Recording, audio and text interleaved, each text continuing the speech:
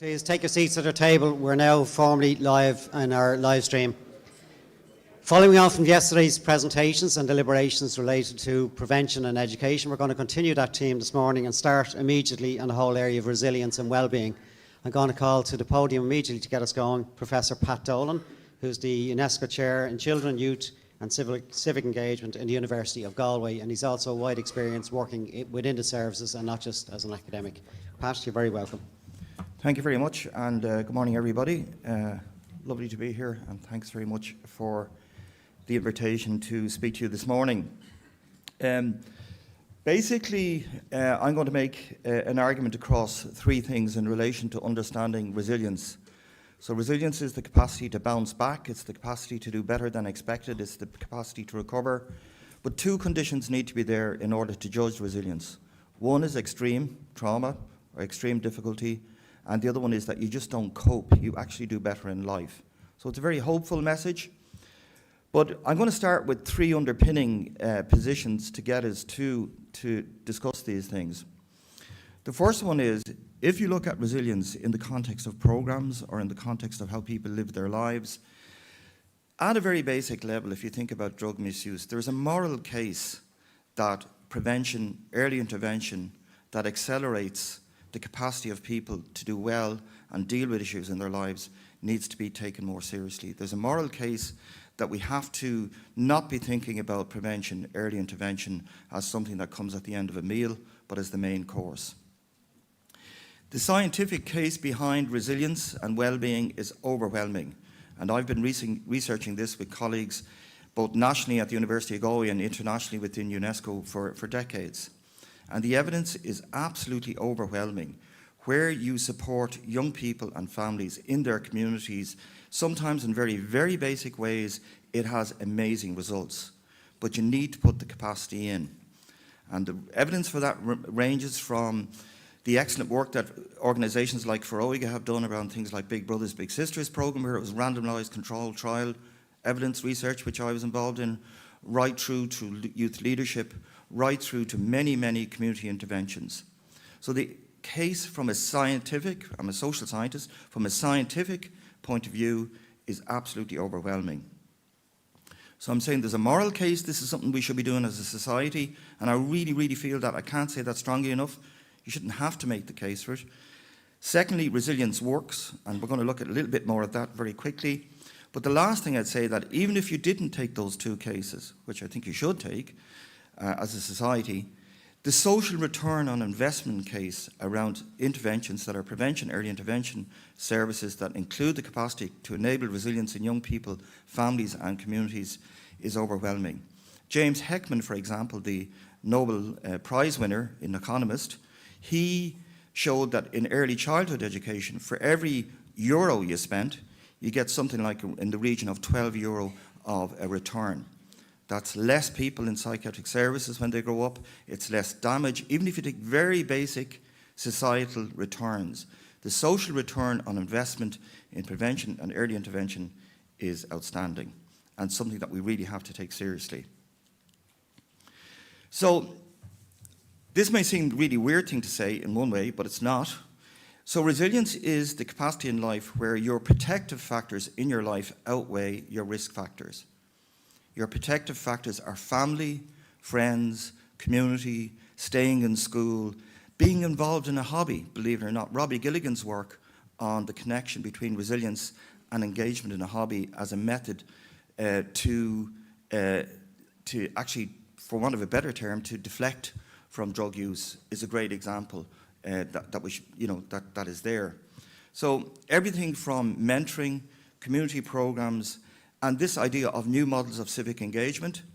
So when you have resilience, you have five areas of resilience that are really important. Relationships, giving somebody responsibility, ritual, routine, and this idea of reciprocity, that you give something back. Civic engagement, where young people and families, even in situations where they're in extreme adversity, where they are kept engaged, where they are giving something back, where they are seen and respected as part of civic society, is massively, massively beneficial, and there's overwhelming evidence.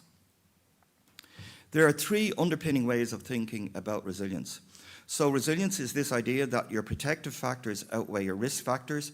That means that not alone are you preventing something, but if something is going wrong, you can have early intervention.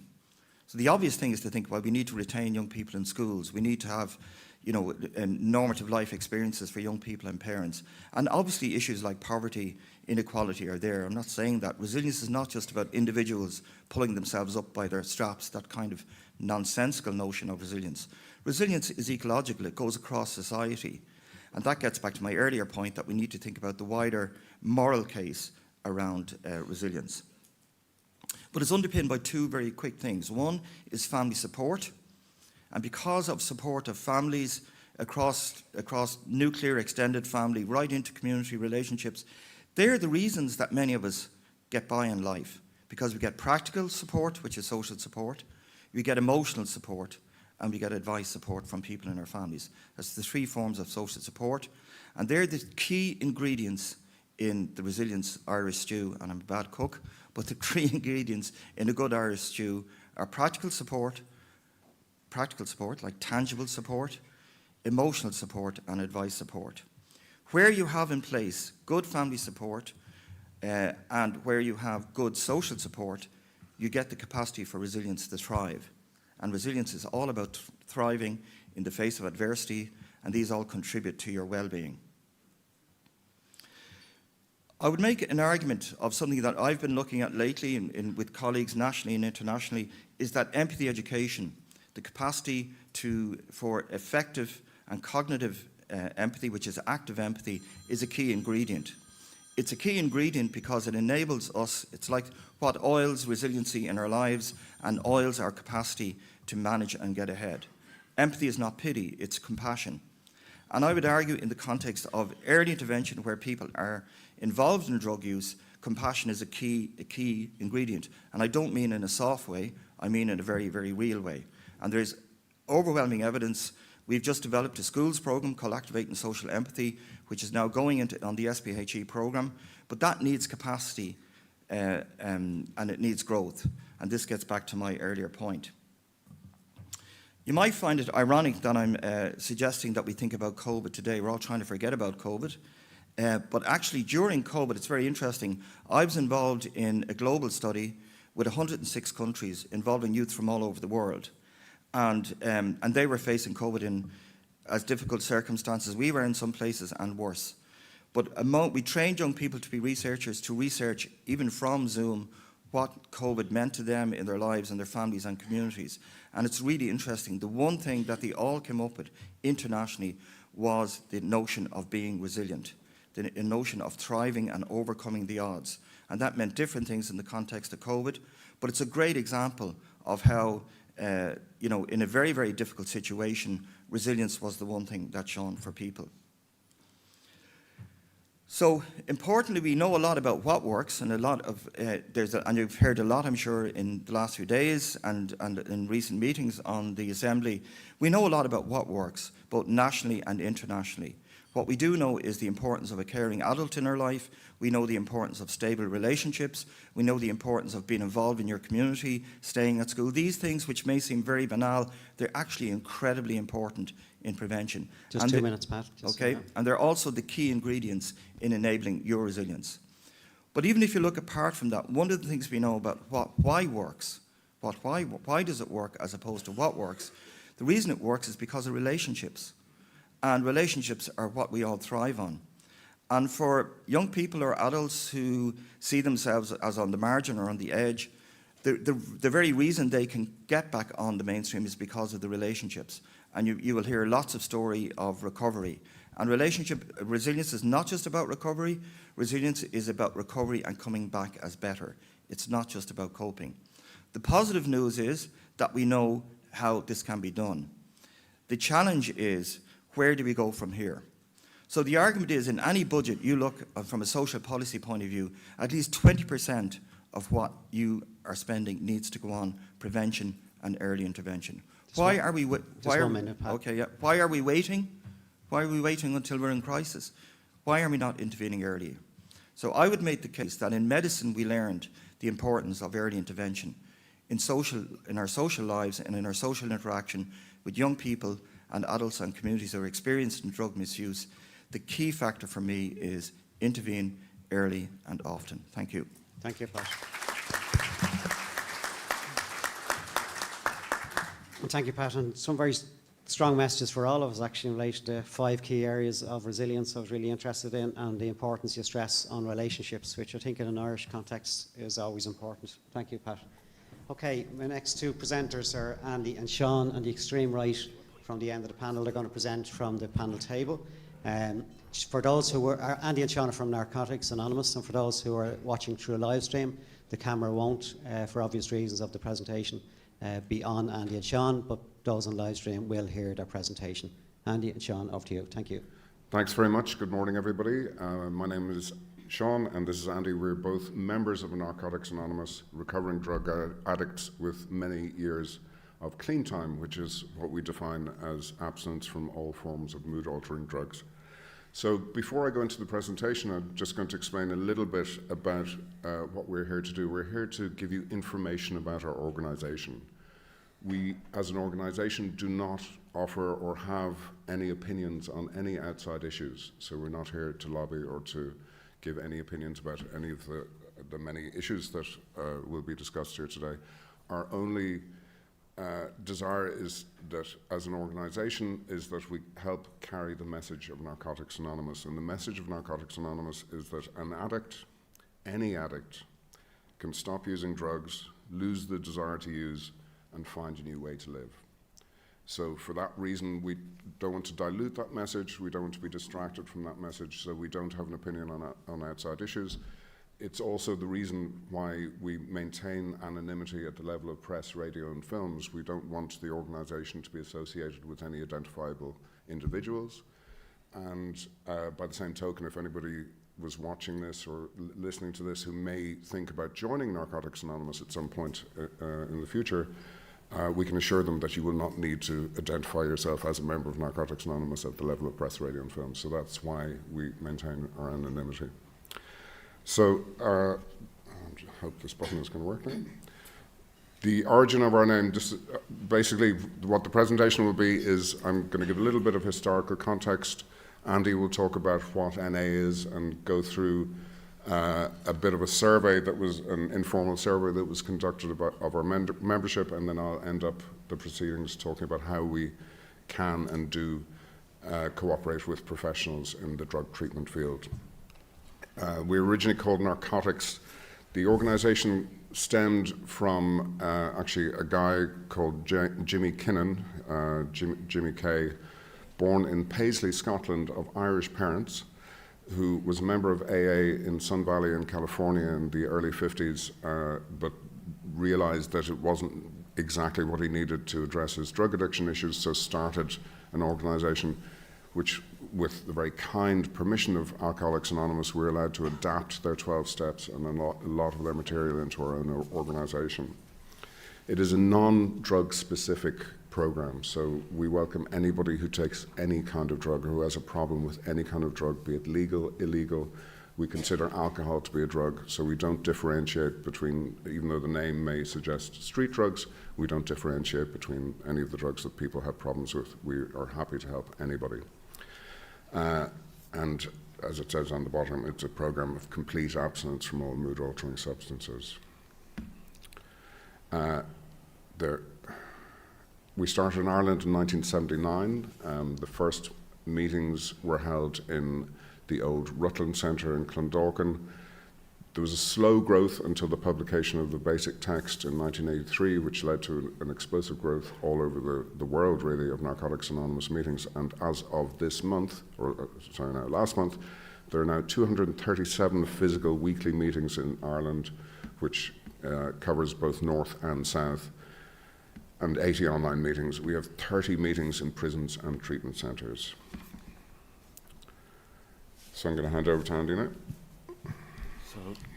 So NA is a vital resource. The therapeutic value of one addict helping another, peer-based recovery. We have a suggested program of the 12 steps. I don't know if people are familiar with the 12 steps, but it's kind of broadly known in the recovery business at the moment. So it's a suggested programme of recovery through the 12 steps. It's a complementary resource for treatment professionals for the continuing care of their clients, and it is an immediate recovery process that professionals can recommend to their clients. So the primary vehicle for delivering the NA message of recovery is the Narcotics Anonymous meeting. So 2 or more NA members gathering together constitute a meeting. Meetings promote an atmosphere of recovery from drug dependence. Members share their personal experiences with addiction and recovery. Experienced older members support newer members on a sponsorship basis, which is informal and voluntary, like all of our programme. And any meetings are self-supporting by those who choose to contribute, but there are no fees or dues. So anybody is welcome to attend, and you do not have to pay. And then there are guidelines on how to conduct an NA meeting. They're available. Sean might talk about that at the end if we have a bit of time. So to sum up that, the NA meeting, the primary vehicle for delivering the NA message of recovery. NA meetings provide an environment with which people can help one another stop using drugs and learn to live drug-free. So this informal 2018 membership survey that we conducted, it's carried out biennially at our World Convention, but it's very informal and it's not scientific, but it just gives a little bit of a snapshot. The 55% rated their first NA meeting as important, or very, very important. The top 3 influences to attend their first meeting, the first NA meeting, is another NA member, treatment counselling agency, and the 3 is family. Members surveyed average 2.19 meetings per week. There is the gender breakdown, which is approaching 50-50 these days. It was heavily male to female, but as the fellowship grows, it's becoming closer to 50-50. The age range is there. You can see this data is kind of skewed because it's taken out of World Convention, where it would be generally more older people, older members and settled members in the recovery that would be attending. And I think anecdotally, which is all we can offer in terms of Ireland, the age range would skew quite a bit younger, so we'd have a lot more members in their 30s. Okay. The areas of improvement in people's lives and family relationships, social connectedness, hobbies and interests, stable housing, employment and education advancement are all there. And back to you. So we cooperate with professionals. We run meetings in treatment centres and in prisons. We cooperate but are not affiliated with any of these organisations. And the way in which we cooperate is that we offer Narcotics Anonymous meetings. We don't directly interact with professionals in terms of their treatment. So we would never meet with a professional and discuss a client or anything like this. We're completely independent and operate, as an adjunct to whatever treatment program that they're also running. These are some of the benefits to clients that are in treatment. Just 2 minutes, Sean. Thank you. We feel very strongly that the program of recovery that is on offer in NA meetings is one that is based in the community rather than people who are taken out of the community, so that people are encouraged to take part in their lives and attend as many meetings as they feel that they need to in the course of their life. It is an ongoing peer-based support network. There are no professionals, there are no counsellors, there are no kind of leaders as such. Every single person in NA is a recovering drug addict, and all of the services that we provide to other addicts and the kind of internal services are all done on a voluntary basis. We have NA literature in all kinds of languages. We've also generated a couple of local pamphlets. We have one on parents and carers attending meetings. People are given key tags to mark periods of clean time, and I don't know when we did this a couple of years ago, we were able to get, from the last 4 years, we have Irish language key tags, which is something we're quite proud of. Just 1 minute, Sean. Thank you. And this is how you contact NA. So you can get copies of this presentation, you can get copies of the survey, you can get copies of any of our literature. What I omitted to put up there is the email address, which is info@na-ireland.ie. The shop is open. We don't just sell literature to our members, we also sell it to libraries and institutions, prison libraries, basically whoever would like it or feel that it would benefit their clientele. And we also, as we're doing today, make presentations to professionals and to any other interested bodies. So we thank you for your time. Thank you. Thank you.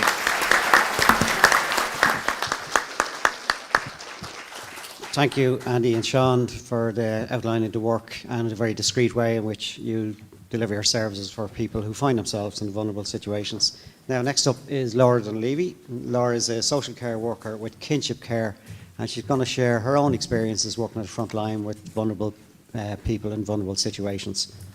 Thank you, Laura. Thank you. Thanks, how are you? Thanks for having me here today. I'm the coordinator at Kinship Care Ireland. Kinship Care is the full-time care of a child by a relative or a close family friend when a parent can't. And the circumstances leading to kinship care are rooted in trauma and often tragedy, such as the death of a parent or significant substance misuse, mental health illness, physical illness, imprisonment, parental abandonment, and at times parent capacity, often due to a lack of earlier intervention and support. Due to the nature of these reasons, the need for kinship care can often arise overnight in response to a crisis.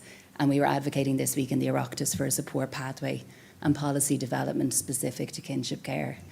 So rewind 11 years, and how did I end up in that role? For 7 years I worked in homeless services, and during my induction with the Peter McVerry Trust, Peter advised trying to respond to the homeless crisis without sorting the housing crisis is like trying to empty a bath with the taps on full. And I think that analogy can be used and adapted when we discuss most social issues and challenges that communities are facing across Ireland. I was at the Prevention and Early Intervention Summit, and I've robbed this quote from someone's slide. There comes a point where we need to stop just pulling people out of the river. Some of us need to go upstream and find out why they're falling in. In Ireland, we are really good at emergency responses. We're so good, in fact, that it seems like we like to live in that emergency response mode. We need to invest in breaking that cycle. We need to invest in prevention first, and then as an alternative, early intervention, while also responding to emergencies. We've seen it in our response to COVID, in our response to the war in Ukraine, in our response to filling every hotel room in Ireland with families so that they're not on the street, but we need to find out why that's happening. After my time in homeless services, I was working in a great service in the Cherry Orchard Ballyfermot community called Family Base. I was on the child and family team and working to provide intensive family support within the community. Our referral criteria was parental substance misuse or mental health illness.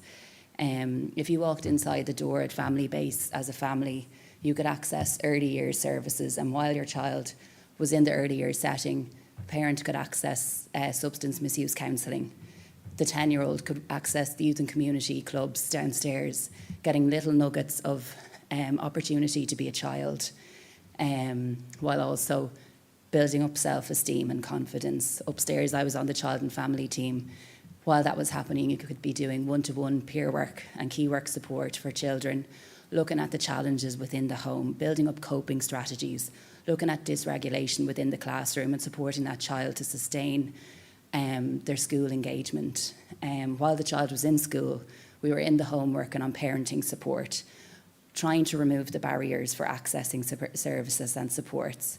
In the morning time, if there was a high education absenteeism, we're talking 70 to 100 days absence. We were in the home Monday, Wednesday, Friday mornings, looking at what are the barriers. Do you know, a child, I suppose, my next slide, looking at poverty and exposure to poverty. We can't respond to drugs without responding to homelessness, without responding to mental health illness, without responding to poverty. You can't resolve one without responding to the other. They're all interlinked, and we need to invest in communities where there's that high level of need.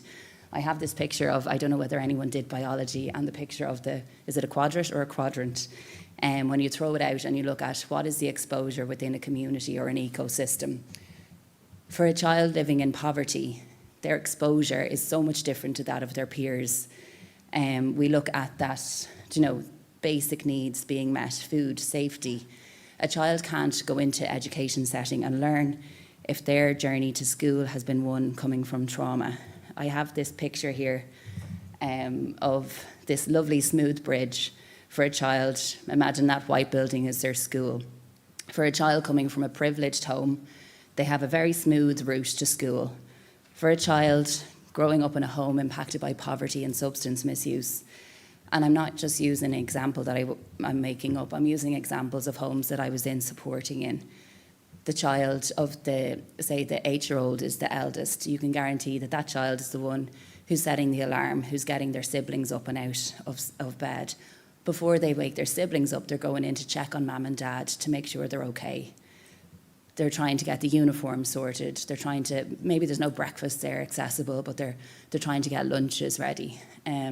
As part of my work in Family Base, we would get into the homes and try and get that learning there, trying to get that capacity built and get children into school.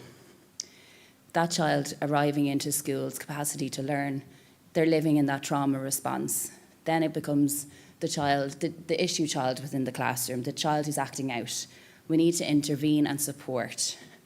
And I know this is the Citizens' Assembly on drugs, but if we don't look at, yes, the individual and their rightful access to supports when they are wanting and willing and ready and able, and then they go to look for a service and they're not ready yet, or they're not in enough crisis.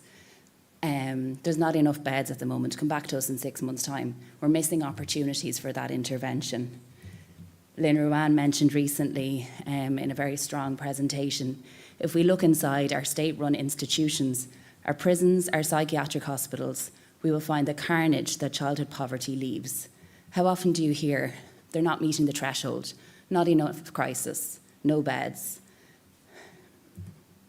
I use this analogy for those interventions, those morning programs, those interventions for children. We need to break the cycle, and in order to do that, we need to, yes, invest in adult services, but we also need to invest in the whole family, because if you just invest in the individual, they need that rupture and repair to be recovered. Coming back into the community, if you're coming back out of a service to homeless services, your exposure, you all know the outcome of that. So in relation to kinship care, it's one area of investing in that early intervention and prevention that supports families with that recovery piece. In my caseload in Family Base, I suppose the reason I got into this role with Kinship Care Ireland is because from those 11 years of working in homeless services and working in intensive family support within the communities, I was sharing families' frustrations of coming up against closed doors in terms of rightful access to supports and services. So of 4 of my 7 family caseload, 4 had some element of kinship care when I was working in Family Base. Those 4 families was grandparents and aunties stepping into the full-time caring role when maybe a parent sadly passed away due to the impact of substance misuse, parental incarceration, sometimes the most loving act a parent can say is, I don't have the capacity to care for this child right now. If the grandmother is identifying herself or been identified by Tuesday Child and Family Agency as that one good adult, we're entrusting that full-time caring role of those children for that grandparent, but we're not supporting them to fulfil that role. Just so 2 again, minutes. 2 minutes, Laura. Thanks. So again, it's that opportunity to break that cycle. We need to invest in supporting a whole family approach to recovery. We need to invest in supporting communities entrenched with poverty, entrenched with trauma. If we don't get in, and I suppose the community response services like Family Base, where you have such access to so many different service types, that's one community's response. That needs to be top down. There needs to be those access to opportunities, to alternative choices.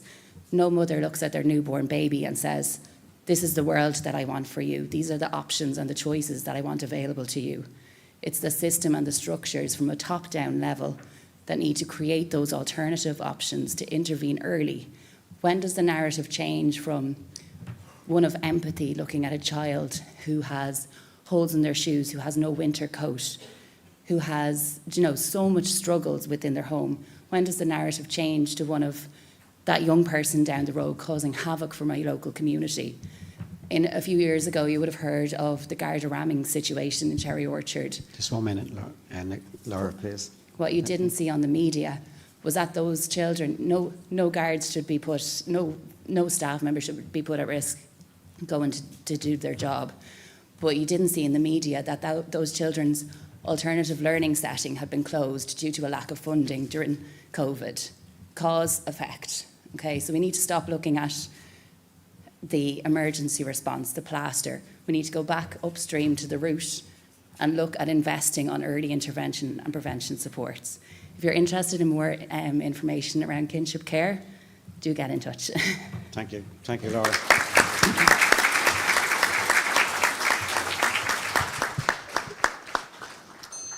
We do indeed like the phrase go upstream to see why people are falling in, but equally, Laura, just to say we have nothing but admiration for people like yourself who work on the front line in very vulnerable situations, with very vulnerable people and families and children, as you've outlined. So thanks for everything that you do.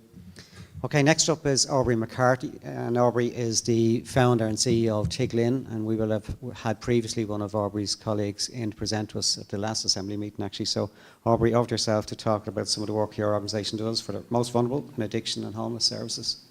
Thank you, Paul. Ladies and gentlemen, my name, as Paul has mentioned, is Aubrey McCarthy. I am the chair and co-founder of Tiglin. It's an organisation that we founded in 2008. I love what you're doing this morning, and I've been asked to talk about maintaining recovery and well-being. I myself come from a family where addiction was rife, and so I know I'm passionate about what the Citizens' Assembly is all about. Yesterday we had a graduation of our centres, our rehabilitation centres, and some of the photos in the screen, they'll make sense as I go on. But yesterday I saw individuals graduating a rehabilitation programme that they had their lives back together, their families, their kids, and it was really a day of celebration. And then yesterday evening, I'm the chair of the Southwestern Regional Drugs and Alcohol Task Force. We celebrated Recovery Month with the first Christy Dignam Award last night. So really, I know all about recovery from my volunteer role, and it really, really is something that encourages me. When it comes to the theory of the wheel of change, which we all know regarding addiction, residents in the rehabilitation programme in Tiglin, they primarily work in the action stage. However, all of this action comes undone unless we provide the proper supports to maintain the progress that is made so that there can be a permanent exit from addiction. And Professor Pat and Laura and Andy and Sean, they were talking about the supports that are necessary. I know there's much talk in recovery community and also with government policy about prevention and education. And much of these efforts are focused upon preventing people from going down the road of substance abuse. This is hugely important and it's life-saving work. But more efforts need to be made to prevent relapse for those that have already taken the action to rehabilitate themselves. At Tiglin, we believe that we need to inspire hope for those in recovery. I'm going to mention a quote from a guy called Abraham Miller, who's well known, and he says, "A man begins to die when he ceases to expect anything from tomorrow." So we believe at Tiglin that hope is what is needed to help people maintain their recovery. And it is the abandonment of that hope that can be the journey to relapse. So how does Tiglin prevent people from returning to addiction? There's no magic formula, but there are many things under a few headings, and I know time-wise I'm caught, so I'll just briefly summarize, and it's always good to give an example, perhaps, of a graduate. Yesterday, at the graduation, one of the guys in the audience was a guy whose life story was detailed in the media. His name is Connor. And he was there as a graduate. He's sober in a number of years now. And when President Higgins opened our housing initiative in Tiglin, he talked about how people's lives can be disrupted. Their participation in life can be disrupted through addiction, homelessness, and trauma. And Conor was an example of this. He came to us, he was sleeping in a tent, heavily addicted, and he came to us in a wheelchair as a result of his body shutting down from substance abuse. He came through the rehab program, which is a tough rehab program, and it's evidence-based. And the rehab program was brilliant for him, and he got sober. However, I do believe that without the necessary supports that came afterwards, he perhaps would have returned to the people, the places, and the things, and that would have led to a journey of relapse. So what was different for Conor was that he had aftercare, and I mean strict aftercare that comes with the program, with supported housing, supported community employment. We reconnect with the community in a positive manner. And now Conor, a number of years later, he is a martial arts teacher with a school in Greystones, a school in Dublin. He's certainly not in a wheelchair anymore, and he runs his own craft business. And he also works part-time in our social enterprise cafe, where he leads a team, and he actively participates in social life. Recently, he's returned from a holiday in Bali. I'm jealous looking at all the photographs. He had a ball of a time. And he also led a group from Tiglin, a group of graduates, to South Africa, where he helped set up a young people's school, after-school thing for kids that get in trouble with the law. He recently did a dance competition for the guy coming in a wheelchair. He took part in Strictly Come Dancing, and he raised 30,000 for Tiglin. So really it showed, and he's an example, that making recovery a hope-filled journey is absolutely possible. The key areas that we believe at Tiglin mattered for Conor are housing. And I don't mean just bricks and mortar. I mean creating a habitat, accommodation which is supported both for women and men, and where there's an environment of accountability and responsibility. We absolutely believe, and it's mentioned by Andy and Sean earlier, that community engagement, sobriety in the community, getting to know yourself within the community is huge. And our aftercares at Tiglin are also on the ground, with access to employment, access to education, and also we believe strongly in peer supports, where there are examples on ground, like the NA model that was mentioned earlier. We also work with local businesses where mentorships are hugely important. And we also, in the community, have fellowship groups. Tiglin works from a biopsychosocial and spiritual model, and we also employ a non-denominational chaplain.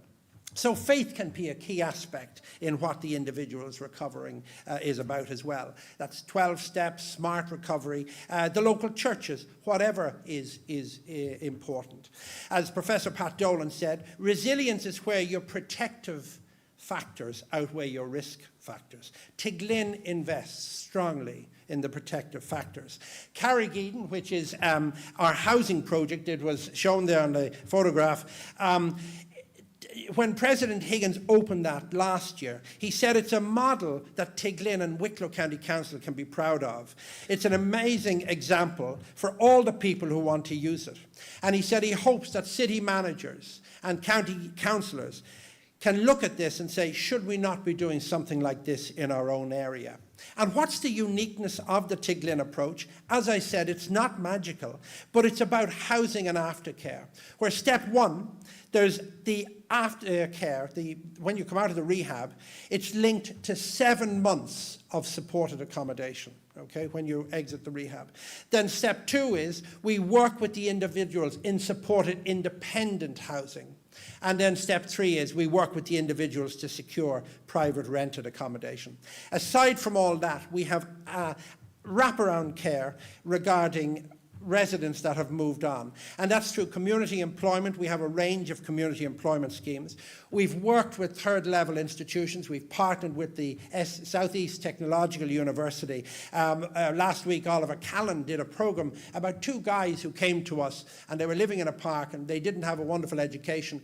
And he was doing the program about their academic achievements, because both of them are now on their second master's degree. So that's all about providing educational supports. We work with the likes likes of Pfizer, Salesforce, local companies where we provide internships for people to get back into the community. Just under 2 minutes. We have a lot of voluntary work, and we also have our Lighthouse Homeless Cafe where a lot of people go back. But one thing I will say to you, you've seen the sauna, you've seen the cafes. We offer paid employment to our guys that graduate who want to learn how to be baristas, restaurant managers, etc.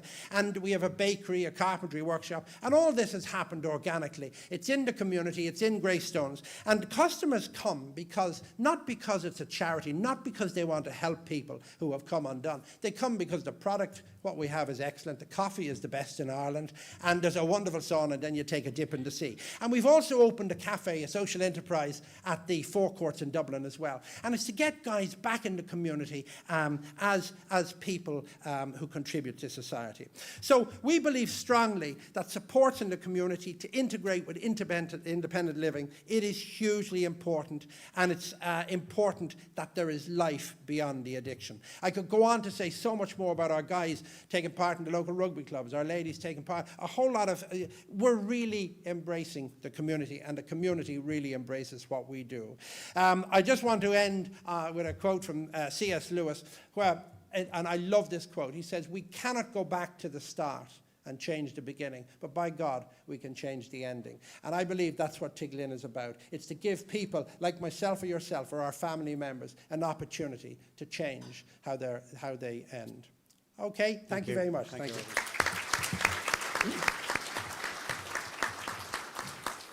Thank you, Aubrey, and your passion comes through very strongly. And I think we've heard many testimonies from lived experiences, testimonies from people who are in addiction or have been through addiction or in recovery.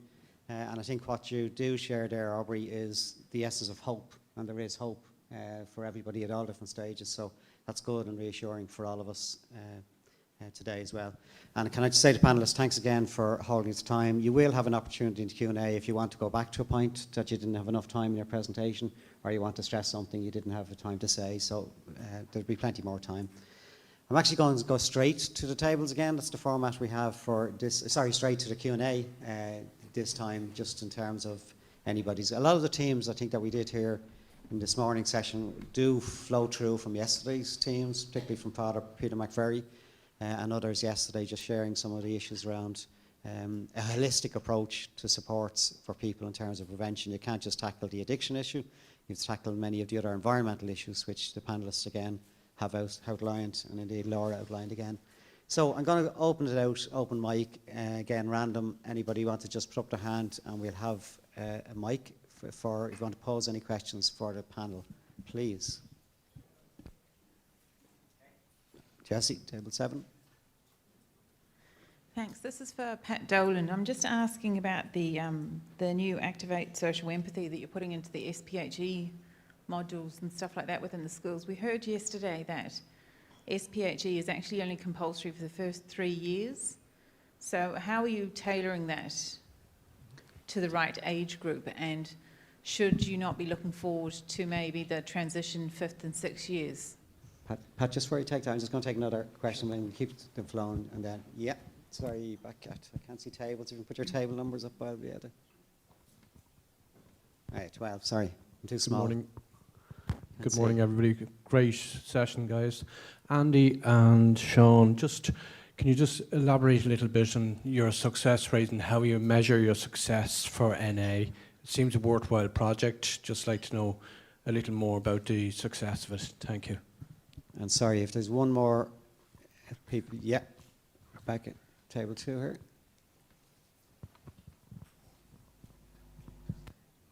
Good morning, thank you. Thank the panel for a very interesting presentation. I have a very quick question for Aubrey. I just wondered about the cost, how much it costs to put an individual through your programme in Tiglin, including the wraparound care and the accommodation services.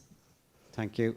Okay, 3 very clear questions, and again, I'll ask other panellists to come in as well. But firstly, Pat, the empathy and the SPHE programme and timeframes. Yeah, so thanks for the question. The short answer is the programme in the SPHE programme is only coming in now. It's based on 10 years of research to get it to this point. And I must acknowledge Annette Honan in particular in the curriculum unit for their support. We're actually designing it also for transition year as well, because transition year students, the curriculum is under review at the moment. There's a new transition year curriculum coming out. What young people will receive in the early part of the programme, in first year, second year of SPHE, is 4 core lessons, and then there's the full programme in the senior cycle. And it covers 4 core areas: understanding what empathy is, barriers to empathy or being empathic in your own life, what's stopping you from showing compassion to others, practicing it then with other people in the class through exercises, and then you do an act of social good in your community.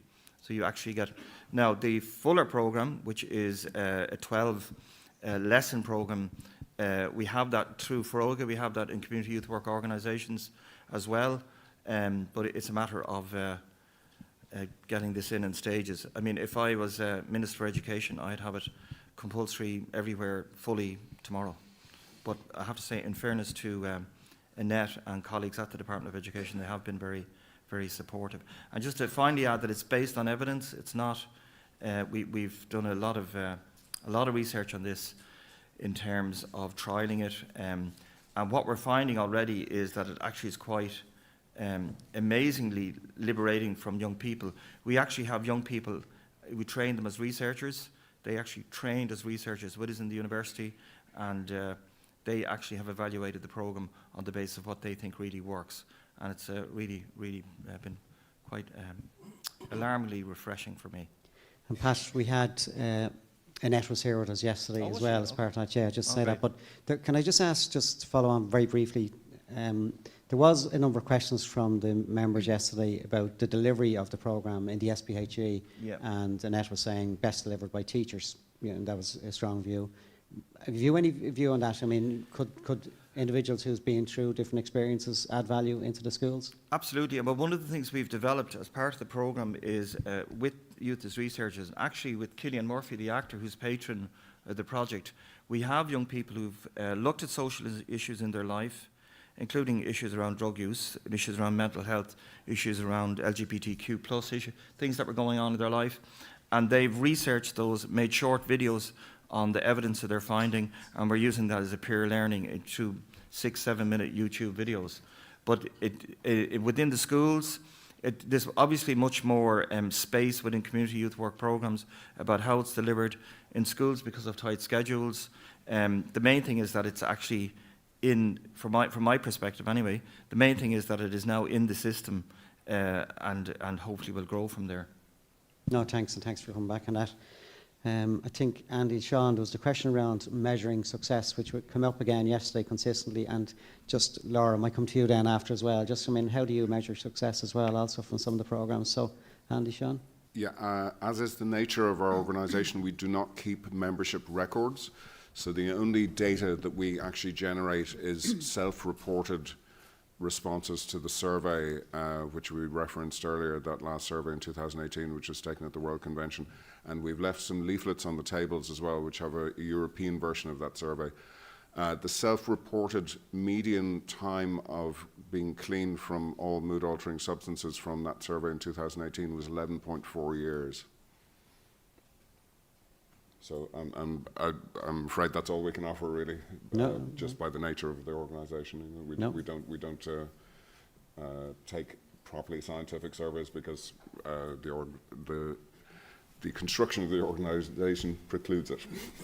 No, and look, I think all organisations, the members were asking this question of all providers, service providers, and I understand it's difficult, and what's the measure of success when, it's human issues we're dealing with. Laura, do you want to add anything? Sorry. Yeah, I suppose in the summertime we did an art competition for children across Ireland living in kinship care. And one submission we had back was a poem written by an 11-year-old in the kinship care of her auntie. I don't have it in front of me, but I know it off by heart. And she wrote, "Lost and alone," and the words she wrote were, "Through no fault of my own, I was lost and alone. I didn't know what to do and had no place to call home. To my delight, my auntie shone a light and guided me into their life. I found happiness and love and a bedroom of my own in my happy ever after home, no longer alone." When we talk about prevention and early intervention, that child's worldview, her sense of self-esteem, her connection and her worth within her family unit, being cared for by her extended family when she couldn't be cared for by her parents. That's our measure of success. And I could go into the quantitative, but the qualitative always hits the heart.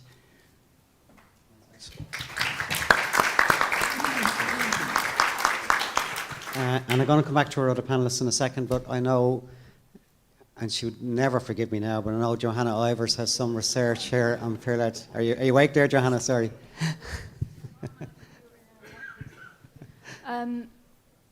So I know I accept the limitations of the membership of the fellowship and absolutely respect it, but I think it would be remiss not to mention the emerging strong science around the cost effectiveness of fellowship, including NA and AA. So there's some papers that I'm pulling together to put on the members' site just to look at, I suppose, the cost savings that come from that. So when we talk about what are the measures of success for fellowship, predominantly they're quite interested in abstinence, but what the literature is finding is that it has a direct effect on quality of life, connection with community, and all the things that we refer to collectively as recovery capital. And then, so that's staunch work coming from John Kelly in Harvard Medical School and Keith Humphreys in Stanford and other colleagues. Keith is also developing a strong science around Oxford housing. So what is it like when we support people in recovery housing? So again, I'm pulling this together because I kind of preempted your question, and I'll put it up on the members. But I think it would be remiss not to talk about the fact that fellowship has been one of probably the best kept secrets in recovery, for all of the reasons that the two guys talked about, respecting that level of confidentiality, but ultimately we're sitting on really good outcome measures as well. So I will share that. Thank you. That's very helpful. Could That's very helpful, Johanna, and I promise that's the last time I'll sporadically call on you. Not. Sorry. And just to follow on, thank you very much for that, Joanna. One of our slides taken at this informal, and again we can provide copies of this afterwards if needs be, is areas of improvement, which was self-reported at the World Convention. 91% of respondents had an improvement in family relationships, 87% had an improvement in social connectedness, 79% had an improvement in hobbies and interests, 76% improvement in stable housing, 78% improvement in employment, and 55% an improvement in education advancement. Thank you. Thank you. And Aubrey, I know it's actually on a similar kind of vein, the question posed yourself, so feel free to talk about just the effectiveness. The cost. With Tiglin, we have a residential program. We also do community sobriety as well. But the residential program is in-house. We have a men's centre and a women's centre. And the cost per person is roughly about 35,000, including aftercare. But the cost it's a 16-month program. So that includes the aftercare. So when you work it out over that period. One thing I have found when I set up Tiglin, I mean, I was stupid enough to get a mortgage from AIB of 110%. So literally, we had no idea what we were doing. And if we knew what we were doing, we probably wouldn't have done it. But what has happened in the meantime, we realised we've had to be creative in how we fund. So that's why the social enterprises, they have been phenomenal. So not only have they brought people back into the community and given them a good job, it's also brought in income. So we've subsidised a lot. So perhaps if you work that out, they're not real figures, but that's the cost. We are supported by task forces, we're supported by the HSE, and we work with whatever funds. So if you have a few quid, we'd certainly take it off you. Thank you. Oh, they have lots of money, trust me. Yeah, that's it. Okay, I'm going to go back to the floor again, and I'll take 2 or 3 questions again. And I see table 1, and then table 3, and table 14. Good morning. Thank you very much for the presentations. On previous meetings, one thing that struck us all, I think, is the amount of people that are active in the voluntary sector. And I just wanted to ask, in a general sense, I think there are 280 charities in the drug areas in Ireland. What's your view on that? And what's your view on, while it's run by very well-meaning, motivated individuals and organisations, is it not more a civil right that it should be provided by the state in some way, while not obviously taken away from all the people that are trying to do the right things in their communities and organisations? I'll come back to that in a second. Table 3, I think, wasn't it? Thank you. Hello. A couple of people there mentioned employment and getting work for some of the recovered people. Is that a natural step? Are there many groups assisting in getting employment for recovered addicts? Thank you. Very clear question as well. I will come back to table 10 in a minute, but table 14 first of all, and then I'll take table 10 after that. Good morning. Thank you, everybody. I just wanted to ask Laura in relation to the kinship care and funding for that programme. We had a wonderful grandmother present to us earlier in one of our assemblies, and one of the things she said was that they get no money. And what's your recommendation to us of what we could do to help you in that area? Thank you. Thank you. Very clear. And just because the hand is up, table 10, I'll take Jack. Good morning. I just wanted to ask Professor Pat Dolan, what is meant, or could you please elaborate on empathetic education and why you think it possesses untapped potential? Okay, just give me 1 second.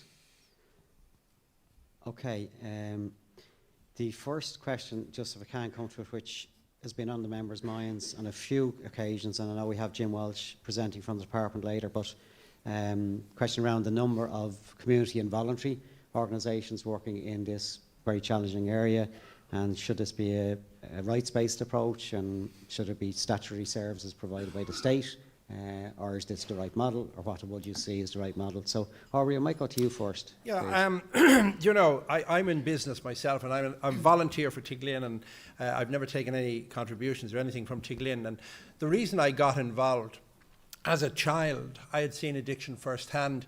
I remember getting on my bike and I cycled into Naas. I had found out there's an alcohol worker with the HSE, and I went to meet them. And basically, they sat me down and they said, there's nothing they can do, basically. Now, a lot has changed since, and I know that. But I would far prefer to be devoting my time to my business and different interests. But I realised that with families in addiction, somebody needs to do something. And when nobody's shouting, even a whisper gets heard. So that's why I set up Tiglin. And I absolutely agree with you. I think we shouldn't have to set up Tiglin.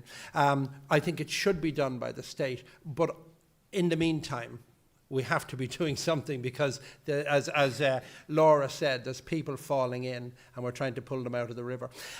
So the answer to your question is yes, the state should do it, but in the meantime, organisations such as Tiglin and many other fantastic organisations are the ones on the ground that are doing it.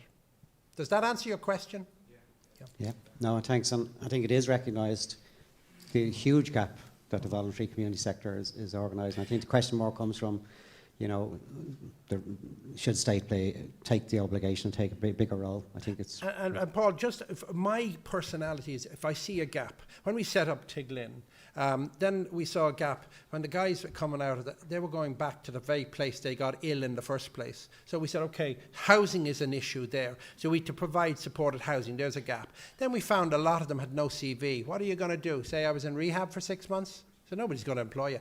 So we decided then there's an educational gap, there's an employment gap. So we've been filling gaps, and I think that's what we're good at. But in the meantime, I would hope that the state certainly would come on board more so.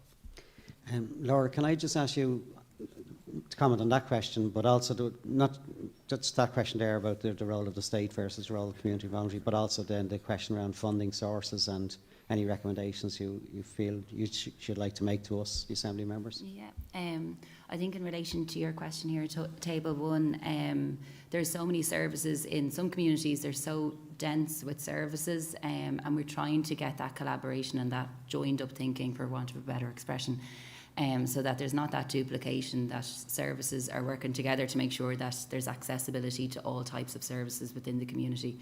I do agree with you, though, that it should be streamlined access to services dual diagnosis, different pathways, the creation of beds and facilities that are accessible.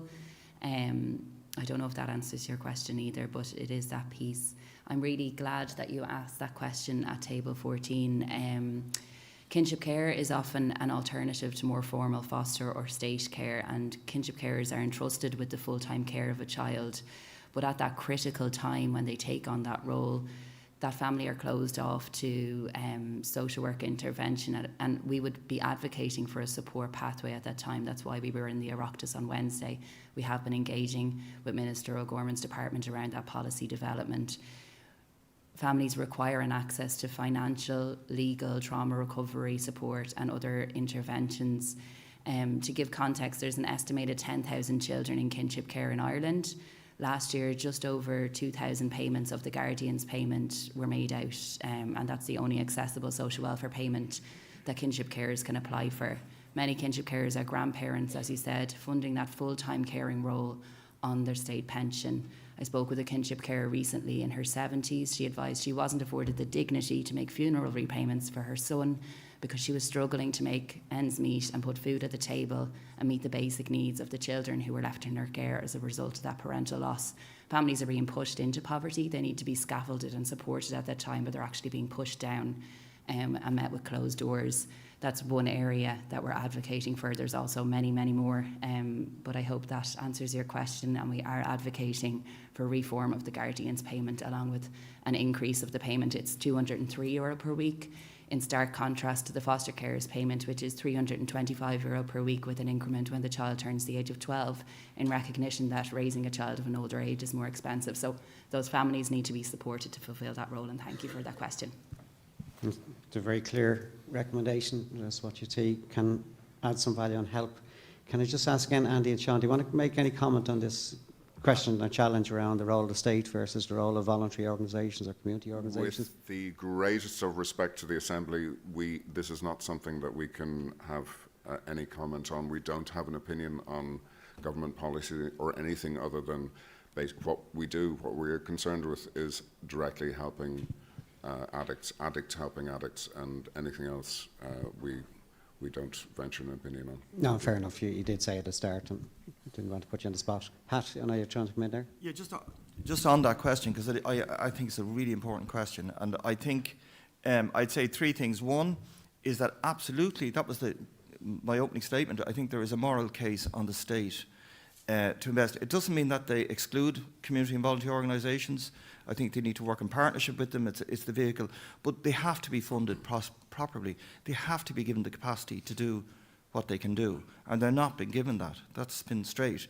The second point to make is that there's also an argument, apart from the services, to think, in UNICEF globally, in UNICEF internationally and the UN, they're looking at the idea of cash transfers, that actually giving people physically what they need is so important to actually, in terms of literally giving them what they need to survive physically, is something that we need to think about as an investment, as a state investment. And the third one is a very basic one. If we know, and I know from my work and from my practice, when I worked in practice, and from listening to people here beside me, we know what works. We have the ingredients for the recipe. Why are we not using them? And why is the state... the state has to take leadership and not just deal with this in crisis mode. It's what Laura was saying. We have to pull it back and we have to invest. And the economic argument, if nothing else, the return on investment case is very, very strong, that actually it will save money over time. Well done, Pat. And Pat, I'll come back to you in a minute, just in terms of Jack's question there at the end. I'll come back to you. Aubrey, can I just ask you to one around employment and recovery, the assistance in terms of getting people to work? Do many organisations do that? I know there are a few NGOs that do. I know with Tiglin, we try to make sure that residents, they pursue education, they pursue apprenticeships, or if they're not interested in that, we found there was a cohort that were becoming a little bit unsure of themselves. So therefore we set up one social enterprise in Greystones called Rise at the Cove. And it was I was saying, if it breaks even, we'll be lucky, but let's get people out to work. Now it won Social Enterprise of the Year award. It really is an example of what you can do in the community. And not only that, our guys and women who are trained in there as baristas and bakers, etc., they're now being poached by other cafes in the community. The other cafes think they're getting one over on us, but that's the best result ever. So our guys, what we're doing is something that works on the ground. We're doing the exact same in the city centre. We have a new cafe called All Rise as well. Sounds like an advertisement for my cafes, but I'm telling you, they actually work for people in recovery, and it makes a difference. So I think employment opportunities, community engagement is vital. Yeah. All rise. Okay. Pat, can I come back to Jack's question around empathetic education? And sorry, I'm sure you can't. Yeah, thanks, Jack. The reason I was saying that it's untapped, I think it's something that, you know, is emerging. There's a lot of evidence emerging that in terms of what enables people to be resilient in their life is the compassion of others and their own self-compassion, actually. And I really think that we all need to be educated around this space, not just young people, but as a civic society. And the reason that it's really important is because it gets us to go from passive empathy, which is caring, to active empathy, which is doing something about it. And if we think about that as an entity in the context of drug use or in the context of any area of our life, it's really, really powerful. And what I really like, for example, in the Foróige National Programme around youth leadership, one of the things we measured was empathy. And what we found was that young people, if you do an act of kindness for somebody else, and this may seem very kind of like the Brady Bunch or the Waltons, I'm really serious. If you do good things for other people, your own self-esteem improves, they benefit. And if you think about that as a community entity across services, across interventions in families, across people who are struggling because they don't have a sense of belonging, it is really powerful. And the untapped bit is to get it into our consciousness and into our education system. Thanks, Pat. And many young people in our audience are looking glazed when you mentioned the Brady Bunch and the Waltons. So they've no idea what we're talking about. What would the modern version of that be? Oh, I don't know. Sorry, I know Professor Amy McKeenan might want to, Professor Amy McKeenan might want to come in on the issue of the role of parental in terms of education and supports, parental supports. Yeah, thanks, Paul, and thanks for calling. Just want to pay tribute to the fellowship. I suppose many, many years of treatment that we've been seeing people, caring for people, that we always direct people towards the fellowship on discharge from our care, because while we recognise that the state can provide supports in terms of addiction counselling in the community, the fellowship provides real support for people in recovery, and just to pay tribute to the two guys today.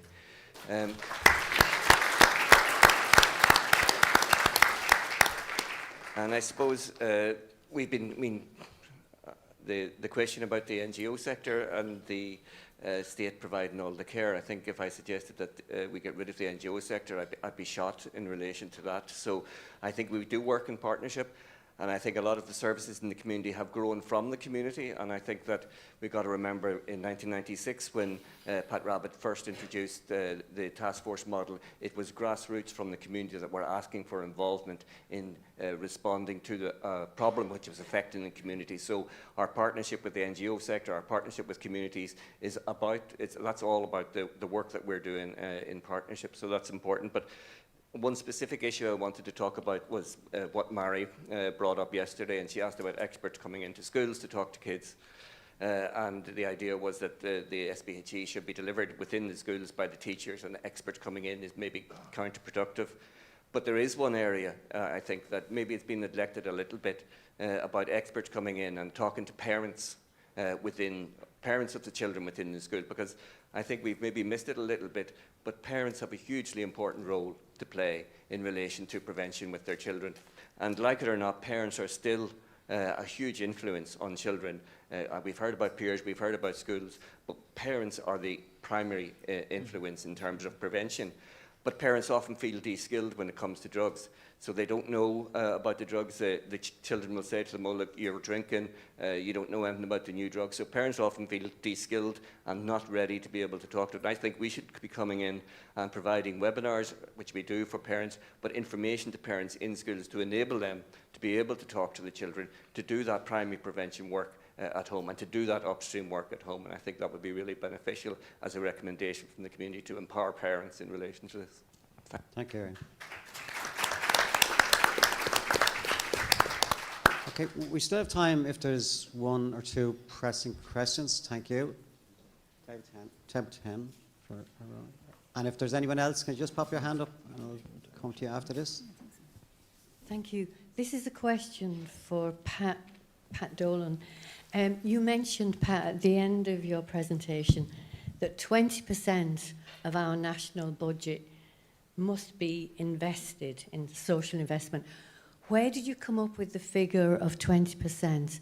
And do you know how much is being invested at the moment? Though I'm being very cynical, I suggest government would look at that as public spending and they don't see it at the moment as an investment. So sorry, to go back to my question, you quoted a figure of 20% that needs to be invested. Where did you come up with that figure and how much is being currently invested by government? Thank you. Thank you. And a good question. Table 2, sorry for our Roman micers, please. It's just, go ahead. Sorry, thanks, Paul, and thanks to the panel for their contribution this morning. Just a question to Pat. In your opening remarks, you were talking about in dealing with people with addiction. You used the word empathy, but you also used the word that caught my imagination, and it's the word not softness. Could you elaborate on that? Just repeat it again, sorry. You used the word empathy, but you also used the word not softness. Yeah. So I just concerned, for my own mind, you know, when you're dealing with people in that situation, how far can you go with somebody? Are you walking a very thin line? What is the line, the danger of overcrossing that line? And just another one, Paddy, if I may, just to Sean, brilliant work, both men, well done. Just a small issue, when you were giving your opening line, you used the word clean time.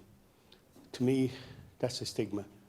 I would rather the word drug-free, to me, would sound a lot better, like we call people junkies. And I just think clean time means clean, it means you're unclean, there's something wrong, and it stigmatises people. I think, Pat, even to great work, and well done for what you're doing. Thank you. No, very well put. Yeah. Thank you. Just one more here on table 4, and then we'll have to go to the panel. It's a question for Aubrey McCarthy.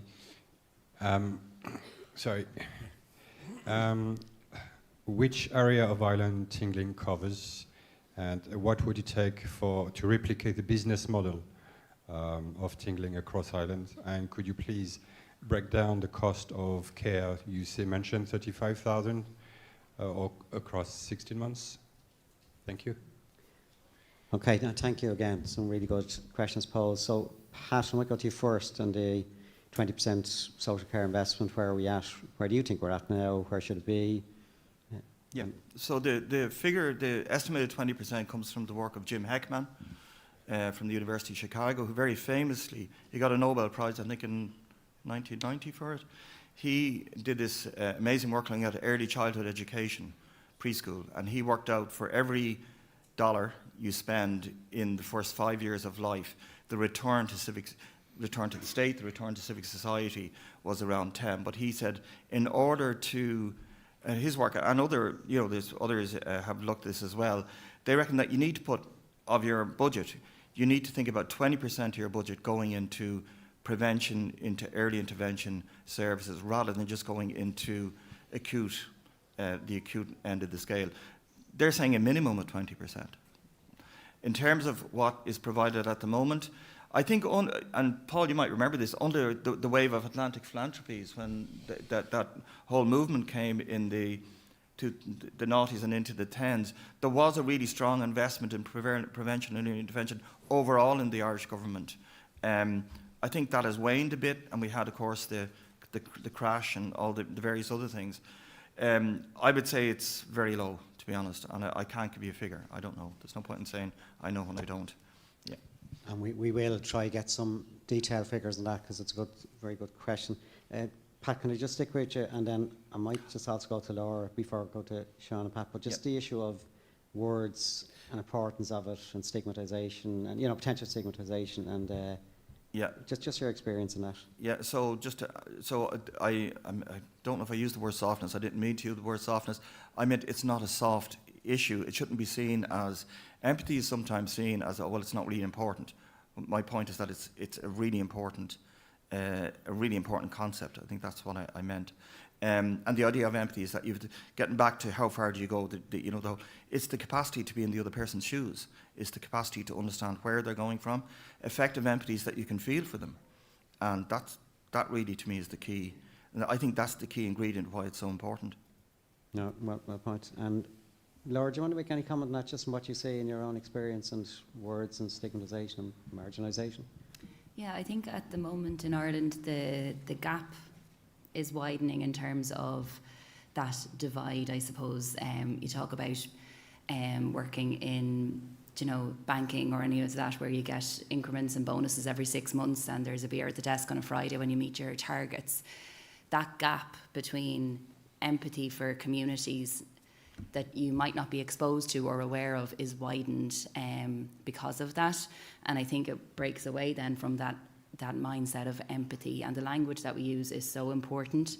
And focusing on parental empowerment is really important. And I know what I spoke about today is more focused on the extended family, because we only have 10 minutes, but you're absolutely right. The language that we use in terms of empowering and that hope that Aubrey was talking about, it's essential. The investment of creating opportunities and choice, but the language around that is so important. What the words we use, they stick, and they have a huge lasting impact. No. And I'll come to Aubrey in a second, but just go back to, again, either Sean or Andy, just around the words and being clean, free. Yeah, just as the name Narcotics Anonymous is something that if we were able to change it, we probably would.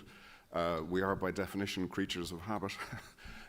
So once something kind of takes hold, it tends to say, and from my understanding, I was involved in the creation of a book about public relations, doing public relations on behalf of Narcotics Anonymous a number of years ago, and the term clean came as an alternative to the term sober, which was, I think, an effort to differentiate ourselves from Alcoholics Anonymous at a time when we were still a very fledgling organisation. Whilst we accept that words such as narcotics and clean can give a misleading impression of what actually happens at an NA meeting, if anybody comes to an NA meeting, and you were all able to come to NA meetings because we run regularly on a weekly basis, we run open public meetings where anybody who's interested in the Narcotics Anonymous program can come and experience what it is like to sit in an NA meeting. And NA meetings are filled with empathy. This is how it works. Certainly speaking for myself, when I went to my very first meeting out in Dunleary in 1987, I was shocked, stunned, and greatly relieved to discover that I was not the only person who thought like this and had these fears and had done these things in my past. So it can't be understated just how much empathy is part of the process that happens with recovering addicts. Thank you. Thank you. Thank you. A very, very fair and clear answer. Aubrey, can I come back then? The question posed was what areas are covered, what would be cost of replicating the model, any breakdown on the cost of care? Okay, just before I answer that, I was just listening to Laura, just back about the hope. The hope for the individual is key for people in recovery. Recently, Lady Gaga was interviewed, and it's more modern than the Brady family, just that the younger people would understand. But when she did the Star is Born film, and she was interviewed, and she had come from abuse, and there was horrible addiction, a horrible chaos in her background. And she said she was in a room of 100 people, and one person there believed in her, and it made all the difference. And that's what we try to do with Tiglin, with kinship people. It's to try and see where the people that care, we actually invest in the individual, and the individual knows that the care is authentic, and that makes all the difference. So that's huge hope in recovery. Back to your point about where does Tiglin cover? Tiglin, I mean, when we bought the National Mountaineering Centre in 2008, and it was called Tiglin. So now we've 7 Tiglins, and the reason we call it Tiglin is because it was the sign on the gate, and so there was no trying to conquer the world. So could this be done nationwide? Absolutely. It doesn't necessarily have to be Tiglin. If somebody came along and said, Aubrey, we can do this better than you, I'd hand them the keys, because we're doing it because we know it makes a difference, but maybe there'll be a better model that comes along down the line. At the moment, we've a men's centre in Ashford in Wicklow, we've a women's centre in British Bay, we've transitional housing for men in Greystones, another one for women in Greystones, and then we've Dublin City Centre, and we've opened a new facility for younger people in Nace, 18 to 24. And so they're the areas we cover. President Higgins, when he was down with us, he said this should be replicated throughout the nation. And I think it's an easy model to replicate. And the business model, all of the models we do, there is absolutely no magical formula. We have fantastic staff who are committed. And I often find, there was a question from you earlier, why do NGOs do this? I'm an auctioneer by profession. And I was doing an auction recently at the Cancer Trials Ball.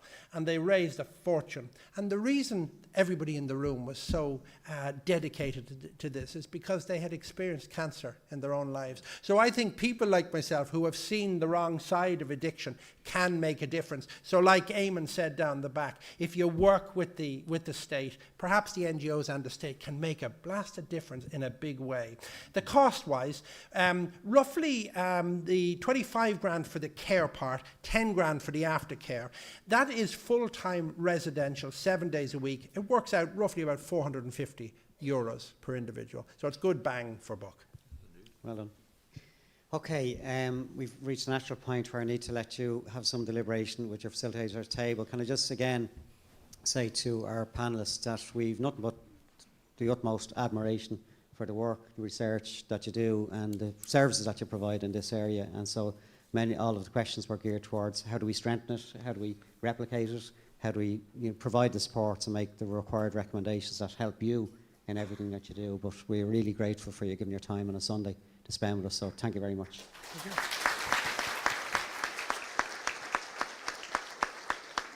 you. Okay, over to our facilitators now till the break to have some reflections just on this session and others. Thank you.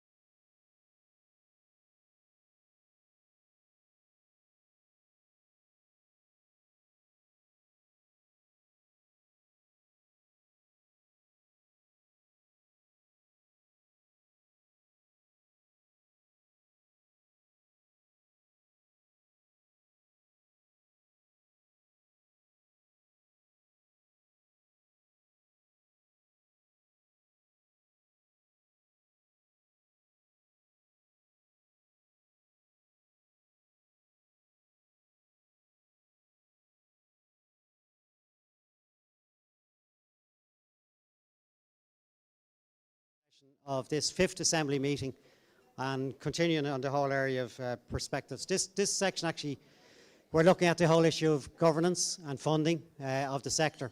And we have some good panellists, which I'll introduce you one by one as they come to the podium. Can I get everybody's attention, please? We're formally back live again. Okay, first of all, I'm going to call on Jim Walsh. Jim has previously presented to us from the Department of Health, Senior Official with the Department of Health, and he's going to present on, as it says here, some of the funding and governance issues that overall related to the drug strategy. Jim, thank you. 10 minutes. Good morning, everyone. Thanks for the opportunity to speak to you again. Been following you very closely, been here for a lot of your deliberations, discussions. I spoke to you back in June just to say how valuable the work you're doing, how interesting it is, how engaged I see you are, and the issues you're bringing up and discussing. Just fantastic. And I am learning an awful lot from this whole process, as I'm sure you are. So I just want to acknowledge your contribution there. So today, what I've been asked to do, a lot of information. I'm not outlining any new programs or anything like that. I'm telling you how the system works, okay? How the funding works, how the governance works. And then, so you are able then to take that information and say, right, we need to change this and we need to change that. So I'm here today, the title of my talk is Enabling Change, okay? So how do you enable change? And using the two levers of funding and governance. And I want to be a resource for you in your deliberations. So I'm not here to tell you, I'm here to share with you information which you can then use to inform your recommendations, okay? So please, that's my role, a resource. I'm not here telling you anything specifically in the sense of what you should do or what you shouldn't do. So I'm looking at two topics, funding and governance. So it's kind of the bricks and mortar. A lot of your focus has been on policy and new programs, whatever. This is the bricks and mortar. How do you actually deliver change and make it work? So what we're looking at here is the resources, the funding that's available, the level of resources, how it's allocated, and how we get additional resources. And then from a governance point of view, this is about the process of making and enforcing decisions to do with drugs policy. How is that done? What are the structures, and how is changed? How can you change those structures? So the first one there I want to speak on is expenditure. So what I have here is what's called labelled drug-related expenditure, and this is gathered and reported by the Health Research Board and presented to the European Drugs Agency. So this is the definitive official way of measuring drug expenditure. So we have a total drugs expenditure in 2021. The figures 22 aren't available, will not change very much. So 238 million in labelled government expenditure on drugs. And I list them down there. And you can see the big expenditure item is health with 146 million or 61% of the total. But the other departments are also contributing as well. Okay. I should just mention this is labelled. It does not include unlabelled expenditure. So, for example, people who end up in hospital for a drug-related issue and cost the health system for treatment, that's not included. It doesn't include the cost of prisons and running prisons if people end up in prisons. So those unlabelled costs are not included. It doesn't include the productivity costs of people dying prematurely. There is an estimate there, if you were to include those costs, you would have another 147 million on top of the 238 million, okay? So there are indirect, unlabelled costs as well as labelled expenditure. Hope I'm not confusing there. So jumping on then to the health expenditure, so that's the 146 million. So there's three components to that. In the blue, the 65.6 million, that's given and spent by the HSE on addiction services. So these are the services provided by the HSE directly. Opioid substitution treatment, all the services that will be provided comes under that. The second big category at 57 million are community-based services. So these are services provided by what they call Section 39 organisations, the likes of Tiglin, the likes of Family Base, the likes of Analifi. These are almost 57 million spent on that. And the last category there, 22 million, is spent on GPs and pharmacy. So that's GPs who administer opioid substitution treatment, pharmacies where the drugs are sourced from. That's a cost of 22 million. So that's the breakdown of the package. Just in terms of the reporting of that, there's a whole reporting structure associated with that expenditure between the HSE and the Department of Health, where we set out key performance indicators and measure how that funding, what is actually delivering in terms of services. So it's not just a question of handing the money over, it's also seeing how that is used. So the next thing I want to look at then is the budget process. So the budget process, or the estimates process, is the way in which additional funding is sourced for drugs policy. Okay? And what I do here is I show the money that has been allocated in addition over the last four budgets, from 2020 to 2023. So, for example, that's broken down into two categories. One category is what's called new development. So we decide, hey, we want to do a new service, so we have to source the funding. That's the green category. So the average there, say, over those 4 years is 4 million. So we get an extra 4 million for service delivery in the budget in the last 4 years.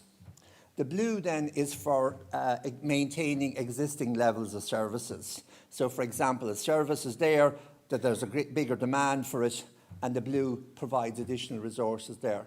I suppose what you can take out of this is the amount of money are fairly small. It's a bit erratic in terms of the year to year, but that's the budgetary process.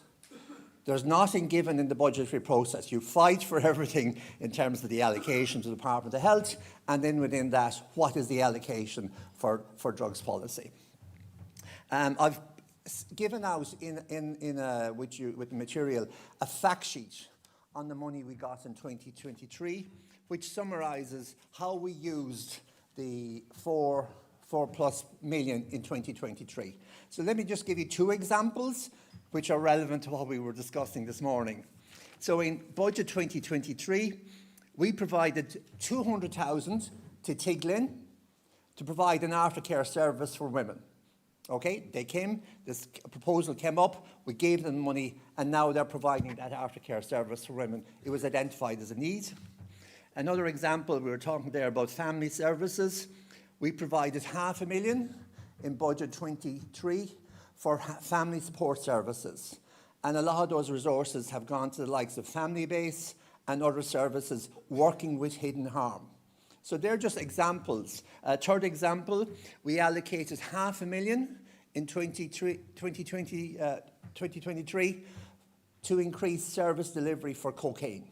It was identified the demand for people needing cocaine services, so we allocated 500,000 and the HSE provided that for services. Just 2 minutes, Jim. Okay, just jumping on. So looking at the governance of the drug strategy, just very briefly here, there's maybe 4 levels to it. I think we have a very sophisticated model of governance. Could it work better? That's maybe get your views on that. If we look at this, we have the Cabinet Committee on Social Affairs and Public Services. That brings together a whole range of policy areas, including drugs. We have a Minister of State. We have the Joint Oireachtas Committee on Health. We report to them. And then at the next level, you have the Department of Health. We have an Oversight Committee. We have government departments. And then below down, you have other agencies as well. I want to mention in particular here civil society. Okay?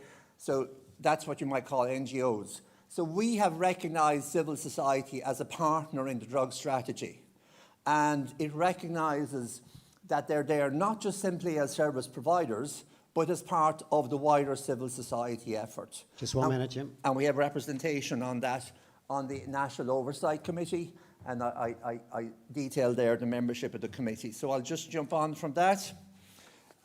So this is the drugs policy unit that I'm in charge of in the Department of Health. Again, gives you a sense of where we fit in the infrastructure.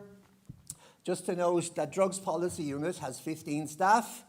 We have a remit also on social inclusion, so it isn't just purely drugs. We also deal with issues like homelessness, healthcare services for homeless, and also for travellers. So that's that. Just want to mention then about our strategic action plan. So the delivery of the National Drug Strategy is done through 2-year strategic action plans. And that's the one we have at the moment, and that we're the one that we're delivering, and you'll get more information on that on our website. Lastly, I just want to flag here. Have to finish, Jim, on this, please, quickly. An audit of drug services that we're carrying out at the moment. So we're looking to see what is the level of provision of drug services across the country, and how can we identify where the gaps are and use that information to inform the new health regions being established to deliver our service. So I'll leave it at that. Thank you very much. Thank you very much, Jim. And thanks, Jim. And I know there's been a strong desire from the members to get a greater understanding of the funding and the governance and the oversight. And I know Jim has provided other material on our site as well that will be helpful for you. Sorry, I should have mentioned at the start of the session, I know the last session can be reasonably impactful for some people, and I just want to remind that we do have the supports from Anthony and his team from the HSE if anybody feels the need to take time out and have a chat with the team here, and thanks again for your supports on that. Okay, I'm going to move to Brian Galvin again, who will be familiar to all of us from the Health Research Board, to share out some information further for us related to the area of prevention, our governance and funding.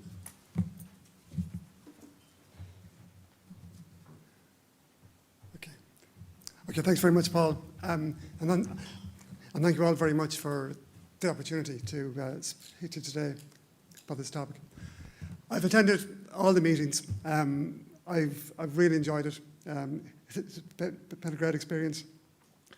I've met quite a few of you in the social spaces around the Assembly over the last 6 months or so. I'm hugely impressed by your curiosity and your diligence and the seriousness with which you take on this extremely important task. In many ways, the task you have is similar to the task that people have when they try to make public policy. You've got to, first of all, identify what the actual problem is, and then consider a range of options for responding to it. And policymakers have to think about implementation as well. At every stage of the process, of the policy process,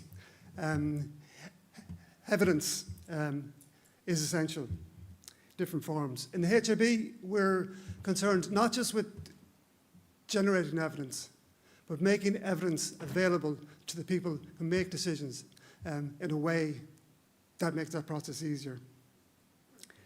To support that, to explain this process, I'm going to use a model called the research ecosystem. It's often used in the wider policy area, but I think it works well in drugs too. I'm going to refer to some of the presentations that you heard at earlier meetings, so you can see how this information is used to understand the problem, decide on the best options for dealing with it, and working out how to apply them in the real world. So, evidence ecosystems are networks that help the creation, dissemination, and use of evidence. In this light bulb image, there's 8 different types of evidence, and they're all relevant to our work. I'm just going to go through 3 of them to give you a sense of what its evidence is. The first is the analysis of raw data. As you heard from my colleagues in the HRB and the EMCDA, I've trouble remembering that sometimes myself, we have very rich sources of data on drugs. You might remember that my colleague Susie Lyons presented data on drug-related deaths, I think at the 3rd meeting. And that data is hugely important in supporting harm reduction measures such as the supervised injecting hunter. And Marie Carew spoke to you about the latest treatment demand data.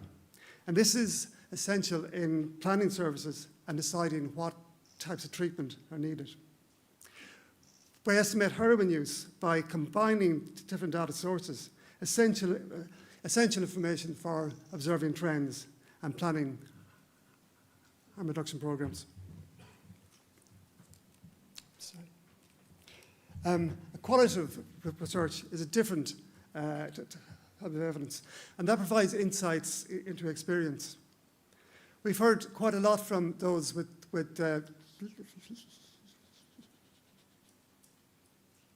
lived experience of the last sessions, and qualitative research is a means of gaining knowledge from experience and using it to help treatments. And evidence synthesis. This involves gathering together the best quality international evidence. So we've got a good overview of a topic. I just want to give two examples of systematic reviews that we've commissioned. One on gang violence, and that informed the DRIVE initiative that you heard at the last meeting. We recently published a review on service user involvement, and that's been a theme through a few of the meetings, especially when the lived experience is spoken about. So we have a lot of the elements of the evidence ecosystem. We have excellent information systems. We have the HB National Drugs Library, a committed community of researchers, and other resources. There are gaps, though. I'd like to pick a few particular evidence forms where there are opportunities to do a lot more work and increase our knowledge. We need more secondary data analysis to really make use of the evidence resources that we have. This will help us to combine information across different data systems and make connection between health, criminal, and laboratory data. You heard from the meeting on health services about the HSE's treatment services. And these interventions, 2 minutes, Brian. Yeah, and these interventions are based on evidence, but we need more information on impact. You heard about the innovative work that the HSE are doing in new information in areas like drug testing and syringe analysis. And we need more of that work in a changing drug environment. It's an uncertain future, but there are ways of identifying possibilities and preparing for them. We can have an impact now for what happens in the future. So how do we develop this ecosystem and create the type of collaboration and openness to new ideas that will result in better informed decisions?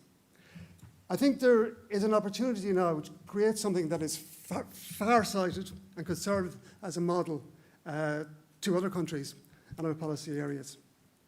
What I have in mind is a Substance Policy Research Centre. This could be put together through a collaboration across universities and government departments and research centres. It will provide the opportunity to do research across different disciplines and a place where it can test a range of new ideas and models and connect to international research. We'll be able to deal with uncertainty by identifying the possible threats and opportunities in a way that looks to the future in a strategic way, not just reacting to events. And then the evidence policy ecosystem can be created and build knowledge that will be of use for generations to come. Thank you.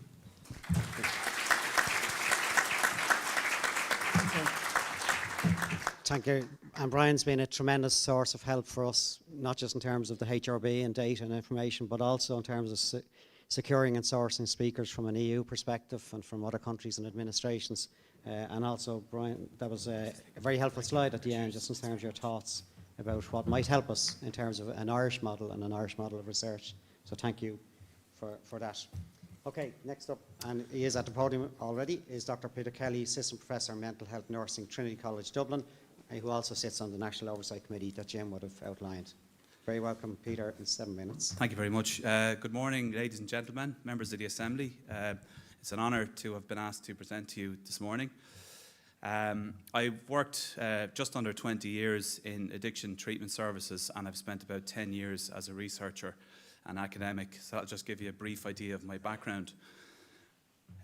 Ladies and gentlemen, I'd like to ask you to visualise a scenario in the year 2035, the next National Drug Strategy, into which many of the recommendations from this Assembly have been integrated, has run its course. Picture a service user walking into a treatment service. The service user is happy with the treatment service and feels respected. The buildings are comfortable, they're inviting. This person has a care plan. The care plan is written collaboratively in conjunction with their key worker. This person has timely access to a choice and range of treatments, social supports, therapy, detox, rehabilitation and employment opportunities. This individual has absolute confidence in the complaints process. They live in a hostel with lots of other drug users and tell 5 or 6 other people how good that treatment service is, bringing more people into the treatment service. And this experience is replicated throughout treatment services across the country. The staff member who warmly greets this individual is happy with their workplace. They feel respected, they're well educated, and they feel competent. They have access to ongoing training, supervision, and support. They have a career pathway and job security that is equal to or better than other healthcare workers. They work in a multidisciplinary team that communicates well and works collaboratively, has a flat hierarchy. The service is well resourced and has good governance, regular audits, and is subject to independent inspection. The service is person-focused, supports human rights, and follows best practice. This staff member is particularly proud to work in this service. But how did we get there? Firstly, we listened to the best available research which informed us that service users who access well-run and well-resourced services where happy, healthy and educated staff work are far more likely to accomplish better health outcomes. Think of this interaction between the service user and services as being at the interface between policy and practice. It is at this interface between policy and practice where many of the recommendations from this Assembly will be experienced in real life by staff and service users in 10 years' time. But how might the Assembly influence this interaction? Firstly, and I'm glad Brian mentioned the ecosystem, firstly, it might help to consider the environment in which the workforce operates like an ecosystem. So if we use the analogy of a farmer, in order to have a successful crop, a good farmer, before planting a seed, needs to consider many aspects of this ecosystem: the type of seed, the soil composition, the weather, the time of year, etc., or else the seed will not grow. All too often, and the evidence tells us this, in healthcare services, including in addiction treatment, research can find us the best seeds, the best treatments, and worthy concepts. But when we try to make them grow, we give very little consideration to the ecosystem and whether this system has the capacity to support this growth. In this context, think about the seeds we are trying to grow as areas like recovery-orientated services, trauma-informed care, human rights-orientated treatment, case management. None of these will flourish unless the ecosystem has the capacity to support them. This slide, and due to time allowances, I won't go through all of the different areas of it, but this slide gives you an idea of the different levels and domains that make up the ecosystem that contribute to this happy face in the middle, which is either a staff member and a service user rather. These are the areas of the ecosystem that need to be targeted in the next strategy. But it is not that we need to target them, it is how we target them that is important. All of these component parts, though not exhaustive, are referred to in the literature of components as an effective workforce development strategy. But how did we create this treatment system in 2023? What types of recommendations were in our next policy, and how did we implement them? So we have strong service user involvement at all levels. Service users are front and centre of every decision we make. You can call that a value or an objective. The National Drug Strategy is characterised by specific, quantifiable and measurable key performance indicators for the services as well as the strategy. Just 2 minutes, Peter. We have fully independent oversight of the implementation of policy, so those providing oversight should not be in any way dependent on the Department of Health or the HSE for funding. An independent inspectorate for all drug services, for example, HICWA. We need full accountability for all expenditure on treatment. This would likely need a change to the current funding model. A national mapping of the staffing skill mix and resource allocation of all services onto population need, population density, deprivation index, population projections and demographics. A treatment delivery model developed from this mapping should be rolled out nationally with stipulated provisions for population profiles built in. We need to collaborate with educational providers and researchers in order to educate the workforce over a long period of time. Again, we need a universal IT system, something which is proposed under Sláintecare, with a unique patient identifier. All of the above is likely to require reform of the current structures, drug task forces, more standardisation of how services are delivered, and greater centralisation, which may involve loss of autonomy for some service providers. But this is absolutely necessary. Just less than a minute. Yeah, thanks. In conclusion, and this is evidence-based, it's based on my own review of the evidence over the last 6 years, my suggestion is to develop a comprehensive national workforce development, service development strategy for drug treatment. This should be a priority of the Government, Department of Health and the HSE, and should be developed in conjunction with Sláintecare. At the core of this strategy must be full accountability and transparency. Ladies and gentlemen, thank you very much. Cheers. And thank you very much, Peter. I know it's tough in the time we have, but there will be plenty of time in question and answers. If there's more points you want to bring forward, or answer, sorry. And I'm particularly interested in Peter's point about the ecosystem, which we went through yesterday, but it's not just a single area, torchlight, but it's a wider area. Next up was Joe O'Neill. Joe is chair of the Western Drugs and Alcohol Task Force. He's also on the advisory group with myself. And over to you, Joe. Thank you. Thanks, Paul, and thanks indeed for the opportunity to talk to you.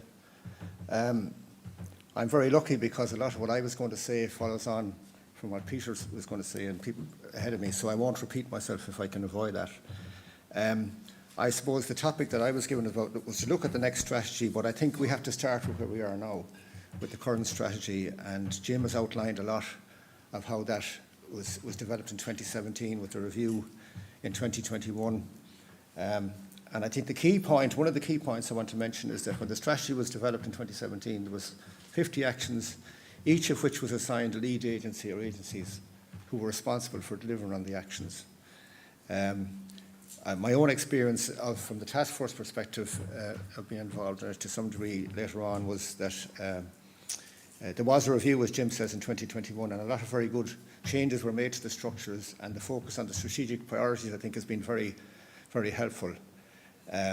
But I think, and equally as he said, there's an oversight structure in place that meets once a quarter and it's chaired by the Minister of State. But I think the key thing is about the process and to ensure that that oversight structure is working. And we had discussions yesterday and at the previous Assembly meeting as well about the issue about the health diversion programme and why it isn't in place now. And for me, these are the issues. If you're going to hold somebody to account, this is the kind of issue that needs to be addressed. So I think it is important. And the reason I mention this at all is because this strategy is in place until 2025. It could be 18 or 24 months from today. There's a lot of good things can be done with the present strategy before we get on to the second strategy. And if we can deliver, it is a very good strategy. If it was all implemented, we'd be in a much better place than we are now. I can say that for a fact. But more importantly, in some respect, this isn't just an academic discussion about time, because this is about urgency. Every day and every hour of every day, there are people in this country suffering from drug abuse. And if you even think about, since we started here in April, over 150 people have died from drug poisoning in the country. So time is important, and I think the one thing I would say, as I say, I wasn't involved in drawing up the strategy at the time. I'm not an expert in any particular area of drugs policy. It's a very good strategy, but it has to be implemented. That's what I would say. In terms of, I suppose, what should be in the next strategy, and again, Peter has outlined a lot of what I was going to say, but I think, and as I say, I'm the chair of the task force in the West. I can't speak for all our task forces. Aubrey's situation in the southeast would be different. But I can say one thing, that their needs are not all the same. And it's important that that's reflected in the funding and the services provided in each area. Just as you can well imagine, it's fundamentally different in the north inner city that Jim was talking about yesterday, and in the west of Ireland where I am, which is such a huge area with a completely different kind of level of needs. And that has to be reflected in the service provision that's there. I would also welcome, though, engagement with the DPU, with Jim's unit, and the task forces about how best the task forces themselves can contribute to addressing the needs and delivering on the actions in the strategy. They can do a lot of, just I'd say on the part of the task forces, they're all a bit different as well. The urban task forces have a longer history than the regional ones, but they have a lot of flexibility in terms of looking at new initiatives. Planet Youth is a good example where we're involved in piloting that in the West, and so are the people here in this very area in the Dublin North East. And it's a very good way of trialling things out without having to go across a national pilot, which could cost a lot of money and become very unwieldy. So there are practical ways we can work together, and I'd very much welcome that with Jim's people and the GPU. I also think it's very important that we use a lot, as many established standards, and as I say, in guiding us in terms of identifying need and unmet needs. We did a lot of good work in the West, and I can't claim the credit for it. It happened before I got involved in doing a needs analysis, but they used a lot of the standards that were available as to what kind of service level standard should be applied. And again, it can be even something very practical, like Father McFerry was talking about yesterday, about maybe having a standard that nobody should wait for more than 4 weeks to get into treatment. And it doesn't have to be 4 weeks, it has to be whatever is practical. But these are the kind of things, and this all makes it much easier to hold people to account then. If the standard isn't met, it's very clear, And as I say, you don't have to be, you can be very realistic. It might take 4 or 5 years to get to the 4 weeks, but you start off maybe with something more than that. And I think this is the kind of thing that I think it motivates people. As somebody who worked in the public service myself for over 40 years, I think it actually motivates them to have a target to aim at and to try and work towards that. It makes everything much more realistic. Just 2 minutes, Jim, please. So I think that's important. I think there's been a lot of discussion. There was a question asked at the last session about the extent to which the state need to be involved in this at all, or should it be left to the NGOs? I think my own view on this is that there's a choice really between the state either providing the services directly or enter into service level agreements with the NGOs, which will ensure that the NGOs have sufficient resources to pay their staff appropriately and to develop their services. And that's the key thing for me. The services have to be sustainable. The problem and you'll have seen some stuff in the media about the Section 39 organisations. The problem is that a lot of them are losing staff. They're very committed people. There's no way the NGOs should be kept out of this, because they have a lot of really committed people who are focused on their service user needs. But their good job comes up in the public service, and they will go for it because they have mortgages to pay the same as everybody else. So the resourcing has to look at that. I don't have the answer to it. It could be a mix of state services and NGOs. But the key thing is that they're sustainable. I just want to finish on something slightly different. And maybe it goes back to something that was discussed earlier on about this, I suppose. The circle there, I have a belief in my head as to, there's often the most interesting question is to ask why things don't happen. And a lot of that, I think, is to do with where the power and influence is in the country and the society, and also within the public service itself. And if you look at the chart, really, I think a lot of the power tends to be centralised in the middle. And I think a lot of the people that are suffering from drug addiction are well on the outside of that circle. They're out there somewhere. And I think the key point about that is that I think a lot of the people are on the margins and have remained there because their lack of influence and in terms of policy decisions. And I think there's just two final points I'd make. Ask you to finish up, Jim. I will, Paul, yeah. Just one point very quickly is that I've spoken a lot about services, but I've said nothing about changing the law. But I do think it's clear that the fact that people with drug addictions are criminalised for being addicts has had a major impact on public attitudes to drug addiction. As if, and I think in that scenario, I think if possession of drugs was no longer associated with criminality, public attitudes would change and a lot of the stigma would change. Okay. It's a serious problem in the West. Joe. The final point I'll just say again is that I think... I'm losing it, I'm giving up. The key point is, last point, Paul, we're nearly there. The key point for me is implementation, and that will take political will. Thank you. Well done. Well done.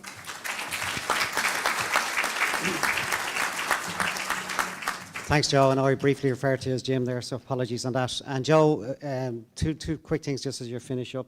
The important point you make about time is of the essence here, is really well made in terms of number of deaths already this year, drug-related deaths. And secondly, I think your circle of influence is a really great segue into our next speaker, who's Dr. Orla Quinn, who's just very recently retired from the Department of Enterprise, Trade and Employment. But a long career, over 40 years, working at a very senior level across many departments in civil and public service. And we've asked Orla to come along because I know there was a lot of questions and deliberations at a previous assembly about, what's the best governance structure to get things done at government level. And Orla has all of that experience in spades. So thanks for coming along, Orla. Thanks, Paul, and good morning, everybody. And look, I'm delighted to be here. I don't have slides, so I'll just give you a few what I would see as perhaps useful comments for your work. I'm not totally familiar with drugs policy, but certainly in my previous career I headed up the National Office for Social Inclusion. I've worked on various policies across government, 8 government departments, and most recently, as Paul said, I was Secretary General of the Department of Enterprise, Trade and Employment.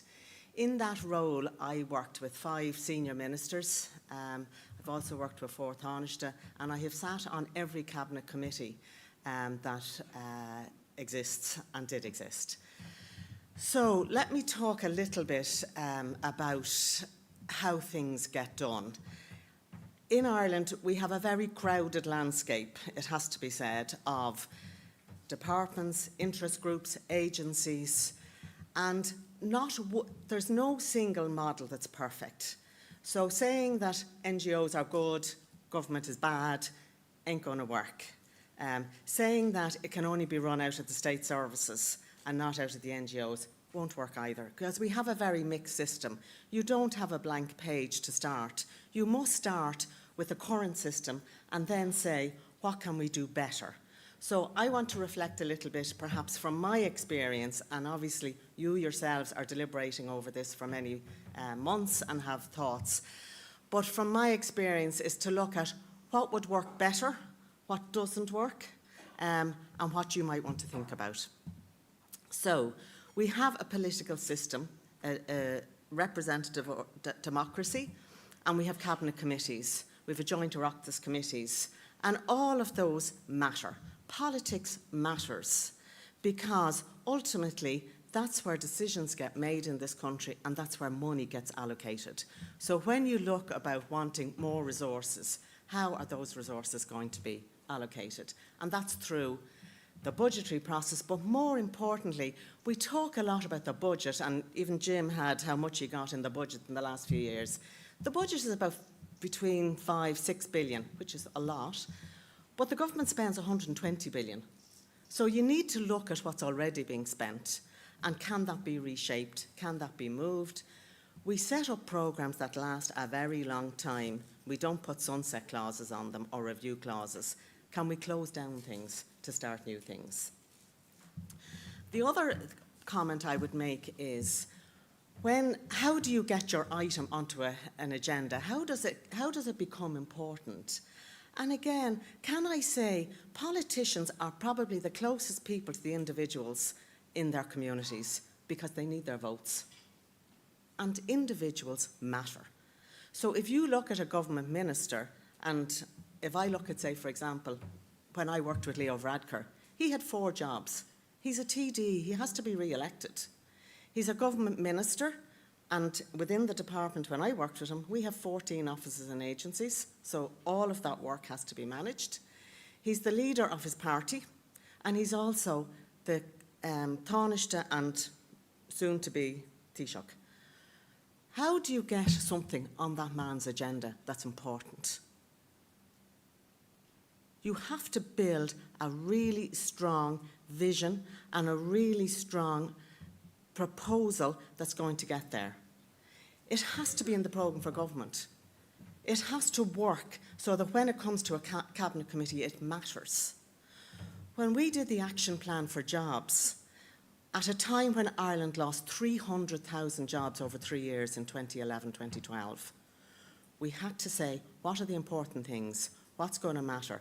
I have sat at tables, can I say, where there's a whole list of 200 items, all of which are worthy, can I say, and I have seen people's eyes glaze over because you're going through lists and lists and lists of actions. So I would have said for yourselves, very important to think about the big items, the priority. What are the 6 or 7 big things that are going to matter? I have no doubt in your deliberations, every single group that has come into you has put forward their proposal, their idea, what they think will work. And your job is to try and sift that. And I'm not suggesting for a minute that none of them are worthy, but they have to be important and they have to have impact. And you have to be able to say afterwards, as a result of that action, this happened, we measured it, and it worked. So impact, research is important, but can I say you can get bogged down in research and data as well? When I did a study at one stage on people with disabilities, there was 400 pieces of research that were done. Now, Jim mentioned he has 15 staff. You cannot possibly deal with the amount of stuff that's coming through. So again, you need to be selective. You need to ensure who's doing the research, what is their angle, where are they coming from. So you're trying to balance all of those factors. When we talk about NGOs good, NGOs all fight also amongst themselves because they're all after the same scarce resources. And quite often you will find, and agencies as well, state agencies, you will find they're all in the same area, they're doing the same research, they're doing the same slightly different angles. So very important to have 1 or 2 single sources of truth that you can rely on, that use all the research that's done, it's very important.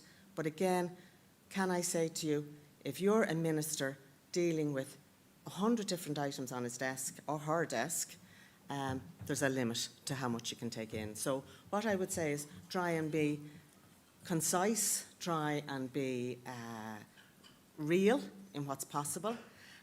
And really, I suppose, what I would say is pick what you are most important. In the housing plan, for example, the current housing plan, I think there's over 200 actions. So again, at a very senior level, we pulled out 12.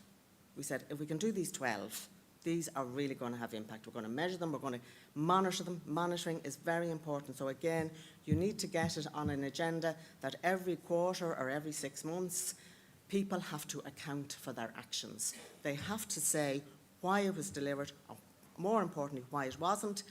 If it wasn't, what's going to be done to change it? Things happen all the time that change the agenda. Look at what we went through in COVID, for example. That was on nobody's agenda. When I took up my role, Brexit didn't exist. And suddenly, we're dealing with a completely different world than what we started with. So I would say to you all, please keep that in mind. Sometimes it can be disappointing. You think your item is the most important and it should be done tomorrow. It is important, but it has to take its place with everything else. And that's just something, as I say, that manages and policy. One area I just wanted to comment, because sometimes there's always a comment, let's set up a new agency. The new agency will sort it all out. The new agency doesn't sit at Cabinet Committee, usually. It doesn't sit at the centre of power. So I would just say, be careful. Is there an agency that already exists that can be adapted? A new agency, and I've been involved in both closing agencies and setting up agencies, will take 2 to 3 years. That's just the reality. By the time you get the staff, the skills, So again, I would just say to you, think about that in terms of Just 2 minutes. using Orla, what's please. there. Thank you. 2 minutes. Grant. So let me say then just what I would say to you, what I think in my experience works. So first of all, the powerful vision. Your item is so important, it matters. You have to set that very clearly to make sure that people understand it.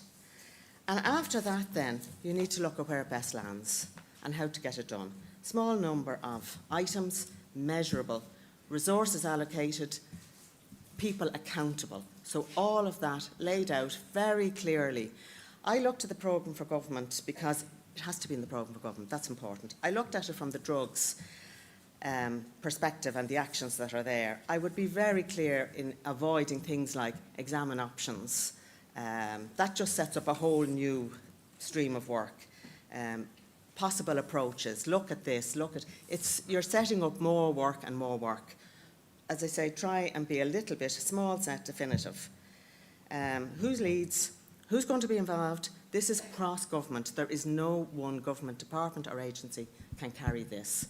So you need to make sure the right people at the right level are in the room and the people who have responsibility and accountability. Timeline, how you're monitoring it, the regularity of the timing, centralised approach to research, resources required across what's already there, as well as new funding. And maybe, Paul, I'll pause there. Very happy to take questions. I'm giving you a very, as I say, heads up from my expression of what works. But ultimately, I would say to you all, it's not going to be one solution, because it can't be with the mixed model that we have. Great. Thank you, everybody.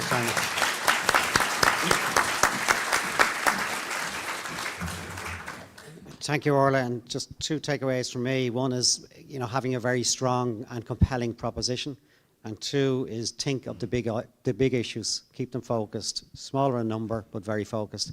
And I do want to say, I've listened carefully, and I could see everybody listening carefully.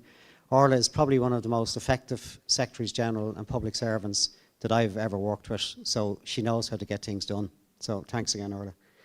Okay, we're going to go in straight away, actually, this time to question and answers again, because I do want us to get as many as we can in. So again, I'll take 3 tables always at a time. Take 3 tables always at a time, at least 3 anyway, depending on the questions. And I know, just in advance, I know table 9, 12, and 8. 9, 12, and 8. We go with first, please. And sorry, can I just say to panel members before we're going with the roaming mic, you will have an opportunity here if you hadn't got a chance to get to something you want to say or re-emphasise or stress again. So we've good time here. Thank you very much for your support. My question is to Brian Galvin. What are the primary sources of data that you rely on in your research on drugs use? And how do you ensure the quality and the reliability of these data sources?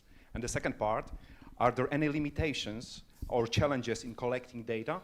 And how do you address these issues to ensure the accuracy of your findings? Thank you.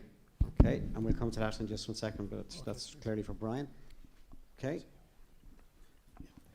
Hello, my question is based on Miguel's question earlier on, but it's a question for everyone on the panel. What are your opinions of using information technology, machine learning, and artificial intelligence on our current system research and practice to help us identify the issues and making decisions on policies, also run the prediction of potential effectiveness of intervention programs, funding allocation, and risk analysis, etc., etc., and what would be the challenges and the opportunities? Thank you. Thank you, Zin. You never fail the opportunity to pack in a good question. And table 12, another question, table 12. Actually, can we take table 8 first, because I did commit to table 8 first. And we will come back to it's not just one per table, so don't worry. Hi. My question is for Jim Walsh. Regarding the 238 millions, who decides how the budget is directed in each department? And what is the 0.5 percentage budget, which I believe is approximately 1.1 million in education? And can you expand that? And also for the justice, which is 12.6 percentage. Well, what is all about? What is the work in the justice? Thank you. I think I'll go to these three questions first. So the first question was specifically for Brian, and it was around the primary source of data. How do you ensure quality and reliability, and what limitations, etc., does it pose? So Brian, I suppose, really. Yeah, thanks very much for that. I suppose to say at the start, I think I got it across my presentation, we have really good data on drugs. I was talking to a colleague of John Ivers a couple of months ago, and he came back from the UK and was amazed at the quality of our data. It's a hip replacement. We've nothing similar. So I just thought it was an interesting anecdote. It's because we are part of a network of countries that's coordinated by the DC Commission, and for years they've identified a number of key indicators, to call them. So they prescribe exactly how to collect the data, how to analyse it, and how to report it. Now, each country has their own autonomy, and they're able to add or change and so on. But they are different types of systems. We do a population survey, which is, of course, totally different to our surveillance systems, which are people coming into treatment our coverage of treatment is extremely high. There's still room to improve, and there's always,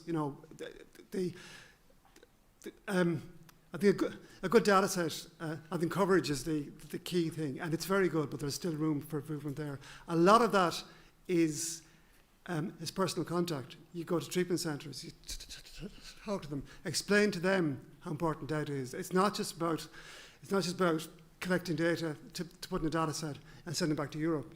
And the Europeans don't think like that either. What they want is every country to have a good system, a good drug system. So I won't go into all the checks and quality things and all that, but there are very high standards, and we're held to them by the MCDDA. So yeah, Grant, I'll chat to you later about the details if you like. Yeah. Thank you, Brian. No, thank you. Very clear. I'm just going to pose the second question around the use of IT and AI in relation to policy, research, effectiveness, etc. And just kind of pose this to maybe Peter and Orla, if that's okay, just for some comments, because I want to get as many panels and questions as we can. Thanks for that question. In relation to artificial intelligence, I'm not aware of it having any impact on drug treatment services yet, but certainly in relation to, and I think we've already, Brian and I certainly mentioned it, was the basic stuff, unique patient identifier. And what that should do is, if several different services have access to that, to a shared IT system, that it will make a practical difference to a service user who's crossing over different services. So there'll be sharing of information there, and that person hopefully will get more consistent care. There's a lot of research been done on the possibilities for digital health. I'm involved in some of that research at the moment. Again, there's phone apps, there's various packages we can use to carry personal information around, so people don't have to repeat their story over and over again, particularly if it's a traumatic story. You can just upload it to a system. So I think there's massive potential to develop it. We spoke about population resource population resource allocation. You're going to have much bigger spread of populations in rural areas, and there's huge potential for IT and digital health to make an impact there. So I hope that answers your question. Thanks, Peter. Orla, do you want to make any comment? Sorry, you have to. Just a quick comment. One of the areas I was involved in, and actually we published, was the AI strategy, and we called it AI for Good, which was to really cover off that it will become increasingly more important, and we see it as a tool for good, for potential. So I think there are areas that could be mined. Definitely agree on the user ID. God bless us, we're trying to do that for years. The mind boggles as to why we don't have the patient ID in situ. It's kind of funny though, I find people are prepared to give all of their data away to websites in China to buy things and all sorts of information, but they're very suspicious of the state. So the state has to be absolutely 100% in terms of confidentiality and protection and minding it. But if we can deliver that, there's just such major potential for all sorts of public service delivery. I also was responsible for the National Digital Strategy, because again, it's a bit like drugs. Who speaks for digital in Ireland? And it was a huge gap. So when we built the digital strategy, there's 4 aspects to it. One is public services, one is enterprise, one is cyber security, which underpins all of this, and then physical infrastructure. So I would put huge emphasis on digital, and particularly I think when you look at your different cohorts, some people are more digital literate than others. So again, it might just give opportunities to do things slightly differently, but get people engaged. So very much in favour, Paul. Thanks. Very good. Very good answer and thorough answers. Thanks to both of you. Jim, the whole issue of spend allocations of the 238 million, how is it distributed, how is it decided, and particularly a question around justice, what would that be for? Sorry? And education as well, thank you. Details on the justice and education, I'll refer you to the document where that's spelled out. I don't have that detail myself. I think justice is to do with the National Drug and Organised Crime Bureau, the staff that in education might be to do with SPHE. So I suppose the key thing is different. Each department identifies its own priorities and allocates its resources. In terms of the money that's allocated towards health, that's set out in the National Service Plan that the HSE implements every year. So that's a detailed document agreed between the Department of Health and the HSE, which sets out what is the quantum of services that will be delivered in that year. And all the details are set out there. So I suppose it's agreed between the department and between the HSE. And then if you get additional resources, what they are going to be used for. But the National Service Plan is kind of the mandate where service delivery is operationalised in the health system. Joe, sorry to just call in here, but can you maybe drop it down a level again? When you get allocated funding for the Western Drug and Alcohol Task Force, how do you allocate that out to projects or initiatives? Well, we wouldn't get a huge amount of money. I think usually the main source of funding that we would get for... Now, our task force is very small. We have about 3 or 4 full-time staff, but we do a lot of work with the HSE and with other organisations in the West, and that's just the way things get done. But what tends to happen, and Jim might have referred to as well, there may be, say, a fund available of about 2 million that can be divided up across the regions between the different task forces, and the task forces would be in contact with the DPU about what kind of projects they'd like to see developed. That's what I meant earlier on about trying out pilot schemes, and stuff like that. We don't get any money that's provided for treatment facilities or anything like that. They would go directly to the treatment facilities, but we support things like community detox initiatives, which are run-of-the-mill in Dublin, but they're still a new concept in large parts of the West. Can you get these set up? We work with Galway Simon, for example, there in these kind of things. So funding is always an issue, but I think the big funding issue in our experience is the problem with the Section 39s and the fact that there are some, because as I say, this issue about trying to hold on to staff and trying to develop the service particularly. I mean, that's the key thing for me. It's great to have a good service in place now, but it's more important that the same service is there in 4 or 5 years' time, and it's meeting the emerging needs that are coming out now as well. So, as I say, I don't mind where the money comes from, and it doesn't have to come through the task forces. There's a big discussion to be had at some point about what the role of the task forces should be in the scenario about how services are delivered. But I don't mind who spends the money so long as it's there, being honest, and as Orla says, it's been spent in a way that delivers the right impact. Thanks. No, Joe, I just want to give a deeper insight into table 3, Evelyn, and then table 5, and then table 6. We'll take those 3 now. Thank you. So Peter was saying that at his final slide, the recommendation that we bring them in all under the one umbrella, and Orla said, based on her experience, using a task force or whatever that's there, what does the panel recommend that is that task force? Is it the HSE that holds the umbrella, or is it the Drug and Alcohol Task Force? Where are we actually going to go with that? Thank you. And I'll come back to that in just 1 second now. So.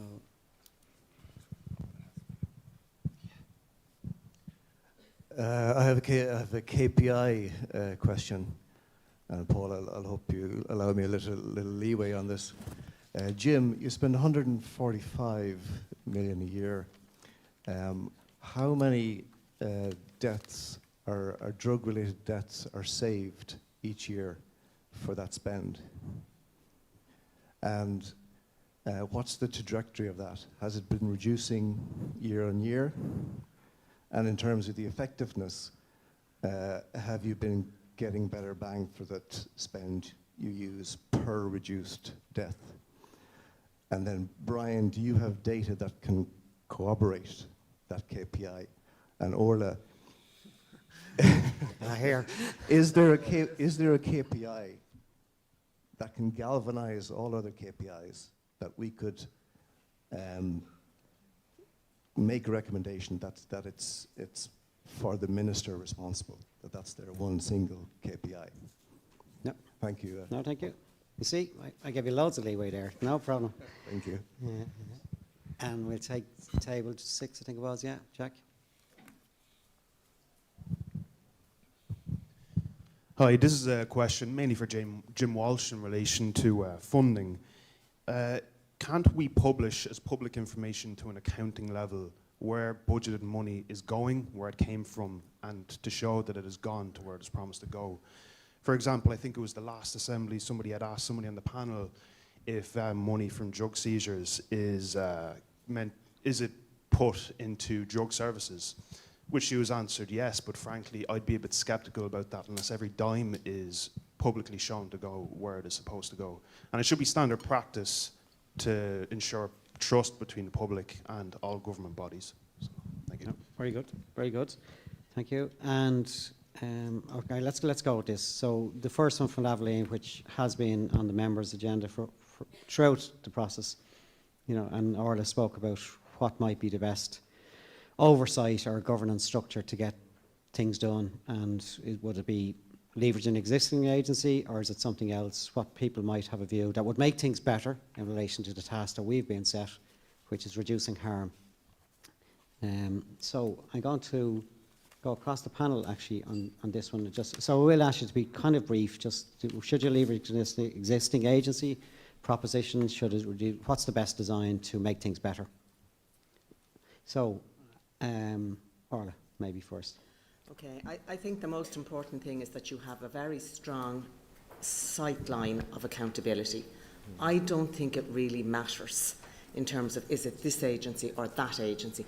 I would call the agency with the money actually the one that matters the most, because they have the responsibility to account for how they spend the money. There are 20,000 groups in Ireland funded through the public purse. Each one of them has some sort of a line into usually a government department at some stage. So my sense would be whoever's the biggest, the current, the most important, not to say that they should stay the way they are, but that they are set up to implement the recommendations. I would not start off with a blank page, because I just think you'll be years. You'll end up fighting. You'll end up pulling the staff from the existing agencies into that one, and from the NGO and everywhere else. So my sense is go for the biggest that you currently have, empower them, and give them an account, and make sure they have an accountability line right up to the top, to the cabinet. That would be my call, Paul.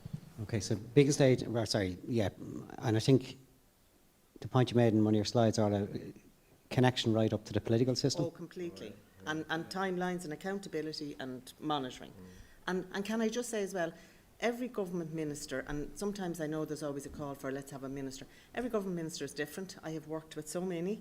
They're not necessarily in the party line, and I don't distinguish between party. I distinguish between the individual, the interest they have in the topic, and the power that they have.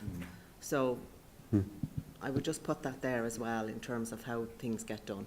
Okay, And again, I just want to go briefly across our panel members. Joe, do you want to make a quick comment Yeah, from your just line? quickly, I suppose, I don't have a fixed view on it, but my primary point is that the state has to start taking responsibility for the quality of the services that are out there. And I think the HSE obviously has to be central to it if it's going to be health-led, that's for sure. And I just, as Orla says, there has to be a system. I think there's a role, definitely, because the needs aren't the same around the country either. But there's definitely a role for NGOs to get involved. And maybe something like the Section 38 in the 2004 Health Act seems to be a more secure source of funding for services. You know, an SLA is done between the organisation and the HSE to provide a particular kind of service. It might be the best way of doing it. Thanks, Joe. Peter, any brief comments? You know, I'd strongly agree with the two previous panellists on what they said. I think the key thing is, you know, people need to be able to speak truth to power. I think the expertise lies within the drug policy unit in the HSE, and I wouldn't change that. But equally, accountability is the key for everything. And again, like I look at policies, you know, we look at, I think the current drug strategy has lots of strengths, but I think maybe having quantifiable, specific, measurable objectives is not one of those strengths. And I think there seems to be a trend, if we look at kind of maybe new mental health policy, in taking quantitative measures out of policy, and that's not good. So that's what I have to say. Thank you, Peter. No. Brian, do you want to make any comments? Yeah, I'll be quick. No, okay. I don't have anything to say about the a new agency or anything like that, but just repeat, I think that it would be useful if we had an overarching mechanism to bring together all those great resources we have in research. That's my money. Thanks. Jim, do you want to make any comment? Yeah, so I've in my presentation set out 3 slides on the governance of the strategy, how that's being delivered at the moment. I have to say it's an extremely sophisticated, complex structure. I would start with that. If you feel something needs to be changed, what needs to be changed from that? That's a structure that's been developed and refined over 25 years. Even in the last, since we did the midterm review, we've made significant changes to those structures to bring more independent leadership into the National Oversight Committee and to strengthen the focus on policy implementation. So do we need to do more of that? So look at what's there and see where do you think we need to build on. Because it's not a blank sheet, there is a very sophisticated level of material there. Just on the leadership... Jim, can I just ask you, sorry, are you happy that there's a very strong connection to the political system of that structure? So I suppose just like Orla said, it depends maybe who's your Minister of State. And that can change and depending on the individual themselves. We are in a very unique situation at the moment where the Minister of State for the National Drug Strategy is also the Chief Whip and is also attends Cabinet. And that's, to me, a really powerful model. Be a model would be great to keep on because you're covering a lot of, someone from the Department of Taoiseach, someone in the Department of Health, bringing all the bits together. So let's see how that pans out. I think that has elevated the position that we haven't seen before. Okay, thanks, Jim. Okay, can I just go to the question which was around the spend, 145 million related to drug-related spend directly, and it's policy around KPIs, effectiveness, and equally to us, is there one overall effectiveness measure that we should be thinking about to measure the total spend? So again, yeah, Jim first, please. So I think I make a key distinction here between outputs and outcomes. Okay, so KPIs are outputs. Okay, so we're measuring the quantum of people in treatment, and we've seen very good numbers increasing in treatment. In the last year, we've gone up from over 10,000 to 12,000, an increase around 12%. You have other measures, the length of time people wait, the number of people availing of services. So these are the building blocks. These are the things we can measure. The next stage then is what's the impact of all those measures in terms of our key outcomes? And I think you're right. Drug-related deaths to me is the top outcome measure.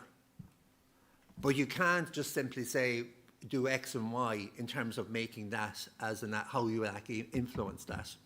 So what I think is we need to have outputs that contribute to that reducing the number of drug-related deaths. And we know more people in treatment, more availability of naloxone, more interventions, less people who are homeless, because that's a huge risk factor. If we build all those into the system, we will reduce drug deaths. But we need to build it from the outputs into the outcomes. Because I didn't do justice to that bit, which was specifically related to drug-related deaths, and the question was, are drug-related deaths reducing? And the answer is no, they're increasing. Isn't that right, Jim? Yeah, so, I mean, and I suppose this is another element of it, is the drug situation is evolving. It's a very dramatic situation. New drugs are coming on board. We see the rise of cocaine. We see the rise of polydrug use. So we're not dealing with a static issue here, a static problem. It's evolving all the time. We have seen more people affected by homelessness. That's contributing to drug deaths. We have a separate measure of drug deaths among homelessness. So we need to, the problem is not, like you look at that stream issue earlier on, okay? The people coming down the stream and we're trying to rescue people. Let's try to intervene earlier so we don't be trying, which is I have to say, it's a shocking figure, that we have over 400 people who are dying in their 40s, having lived half a life. We need to do that, but we need to intervene further up the stream to stop that. Okay, and just briefly on the second part of the question, you know, again, I might just come on, we'll come back to that.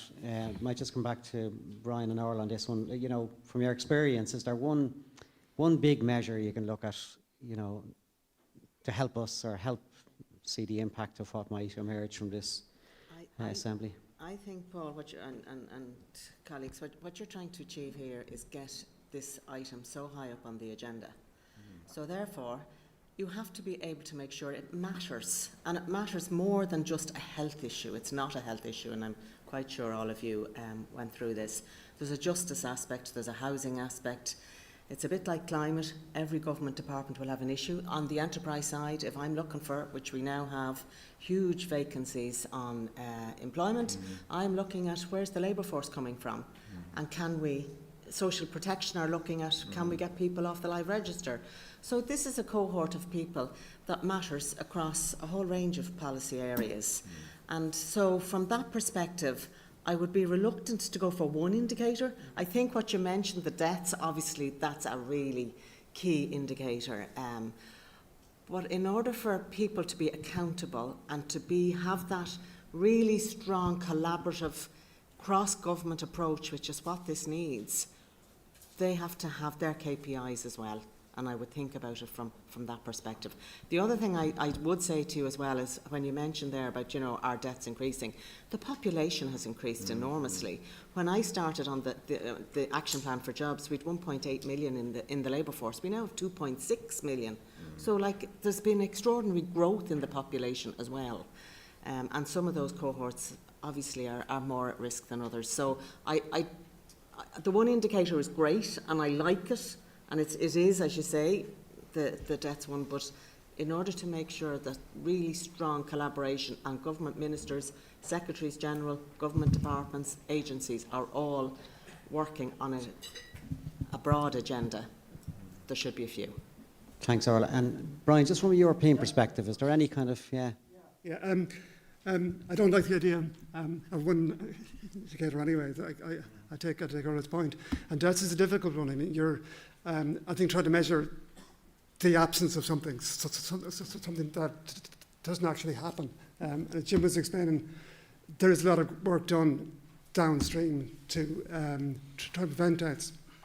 There is no intervention in any health area that is more examined than opiate substitution treatment, OAT treatment. It saves lives. So the simple answer is more coverage, treatment coverage, and we have high treatment coverage. We have a needle exchange program that's going to contribute to it, and naloxone programs, and a supervised injecting facility, we hope. All these things are going to make a difference to the opioid deaths. You know, how much we don't know, because we don't know what would have happened, you know, if we didn't do it. But a lot of those elements are in place. As Jim was saying, now cocaine deaths 5 or 6 years ago were, well, back to 2015, were a fraction of what they were in 2020. Who would have expected cocaine? So you do, instead of trying to bring down the number of deaths, because supposing everybody stopped using heroin and cocaine, yeah, you wouldn't expect any deaths anyway. I'm saying put the elements in place that are proven to bring deaths down. That's Thanks. much more important, Thank- maybe I would say. Thanks, Brian. Okay, Jim, briefly just on because the panel are due to go, or the table's due to go back, just on the full publication and transparency around funding sources, where it's coming from, where it's going. Do you want to make some comments on that? Yeah, well, all the money that is spent in the Department of Health on drug services, that's public money, and it's completely documented and accounted for in the National Service Plan. And if you more details, I've given you summary figures. Every penny is accounted for. We're trying to make the best use of that money. This is all public funding. The proceeds of crime, that's managed by the Department of Justice, and how they use that money is a matter for the Department of Justice. We have only one funding source. That is government exchequer funding, which we manage and use as carefully as possible. I just wanted to mention that we have been able to quantify the impact of naloxone in terms of reducing drug deaths. We do have some figures that has definitely saved lives, the wider availability. So that's a very tangible impact on that. Yeah. No, thank you. Okay, and look, apologies I can't get to more tables, because I do want to give you time at your tables for deliberation, and you know, it's eating into your time now. Can I thank the panellists again for giving us a wide-ranging, wide briefing inside, particularly in terms of governance, oversight, some clarity on funding, some clarity on current structures to help us shape our minds as we move towards October. So can I actually show your appreciation for the panel? Thanks very much. And we'll hand you over to your facilitators now until 12:50, I think it is. Yes. Yeah. Thank you. Can I just say there's some very details, diagrammatics, etc. that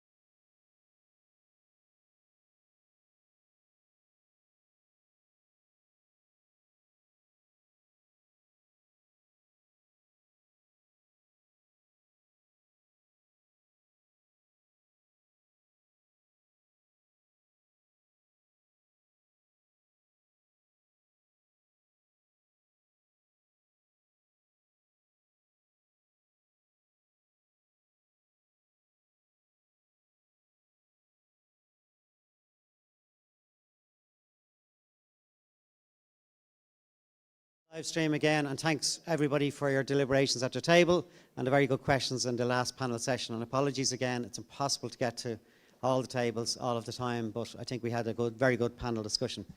So next of all, we have a case study which is going to again give us, I suppose, a really good insight into some of the issues around prevention and education. And I'm going to call to the podium Trevor Bissett, who's the coordinator of the Clondalkin Drugs and Alcohol Task Force, and he in turn will introduce SIVE. So please give your attention, please. Okay. Hi everyone, I'm Trevor. I'm the coordinator of Clondalkin Drugs and Alcohol Task Force. Thanks for having me here today. I've been asked to come along and give an input on our work in Clondalkin, and especially to focus on what we're doing around prevention.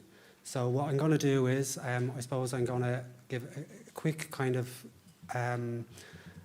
contextualise prevention very quickly, and then describe the programme that we've been running for the last couple of years. And then we have SIVE, who's taken part in the programme very recently. We're going to sit down and I'm just going to ask her a few questions and try to explore her experience of the programme itself. Okay, so just for context, I suppose as a Citizens Assembly, I was a bit disappointed to see that the word prevention wasn't specifically mentioned in the terms of reference, but it is there somehow. It's in quite a broad kind of way. You can see it's kind of covered under that best practice and practical case studies in relation to reducing supply, demand and harm, and increasing resilience, health and well-being. And where we come in is we are, I suppose, in the business of trying to increase resilience, health and well-being. And we like to, I suppose, define prevention in a slightly different way. And we look at it as policies, programs and practices designed to reduce the incidence and prevalence of drug and associated health, behavioural and social problems. Okay, so it's a very specific piece of work that we try to do. Why do we do this? We do this because as a drugs task force, it's our job to design and deliver a local strategy that's based on the needs in the Clondalkin area. And we do that in collaboration with our partners and with consultation with as much of the community as we can collaborate with. This involves a lot of consultation, a lot of meetings, a lot of talking to people, a lot of engaging them. I suppose through the National Drug Strategy as well, we have a national mandate to support the SPHE programme. That's under Action 1.2.3, where it stipulates we should be supporting the SPHE programme and teachers in schools as fully as possible. I suppose schools as well, there's a need there.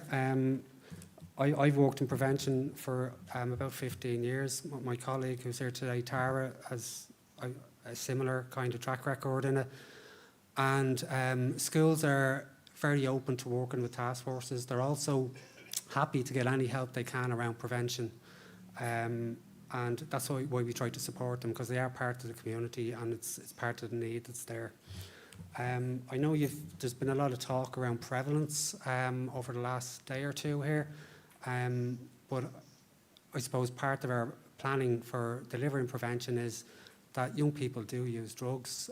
Drugs use doesn't stop at the school gates.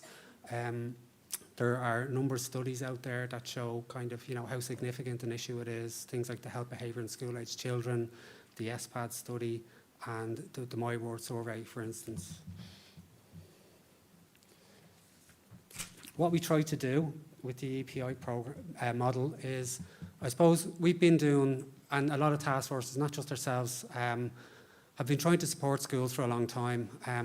We've been calling it the whole school approach for a while, and it's, I suppose, the idea behind it is to provide as comprehensive as possible support to schools. This isn't always possible. A lot of task forces don't have prevention workers. Some task forces don't have schools. So it's kind of a little bit mishmash in some areas. But we're lucky that our own model is. We put a lot of focus on it in the last few years, and we're trying to develop it. I suppose it's broken down. I'm going to describe it, using 5 bullet points. We use an interagency approach, which is at the heart of task force work. Task force is about bringing as many agencies as possible together. And in the early days, especially, there was, a lot of reps from education would have been on task forces, they would have been involved at different levels in the education department, for instance. The interagency approach requires a lot of patience and a lot of work.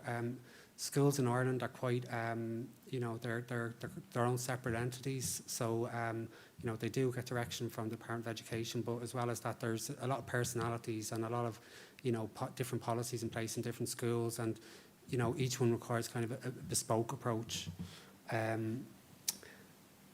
We use evidence-based practice, so that's obviously, the combination of using the best research available, practitioners who are experienced and skilled, and then trying to take account of the need of the end user as well. And then the model itself, EPI stands for Education, Prevention and Intervention.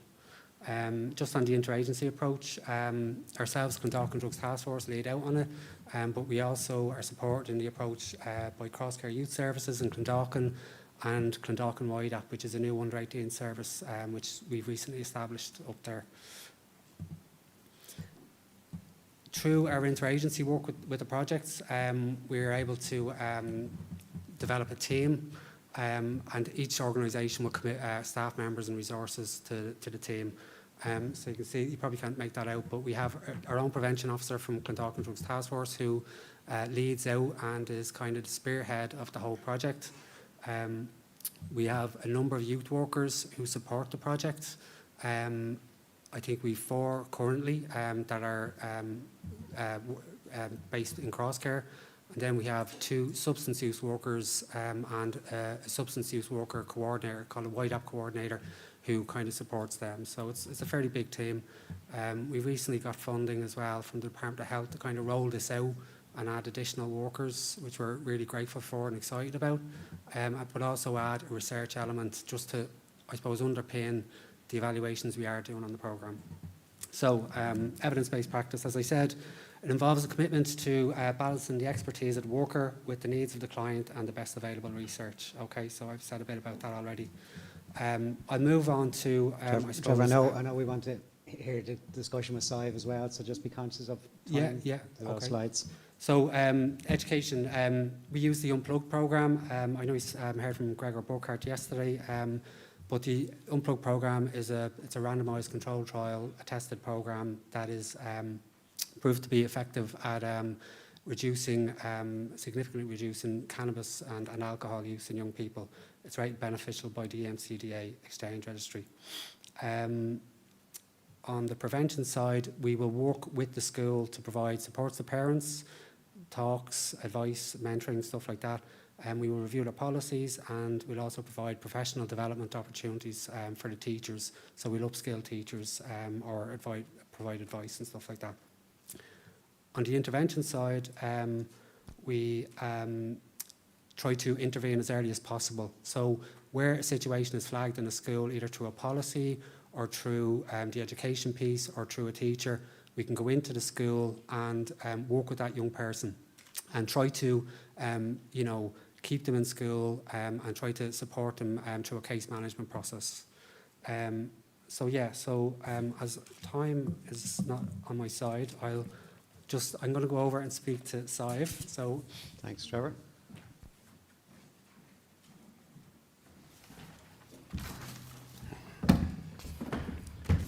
So, as I said, the programme is made up of education, prevention and intervention.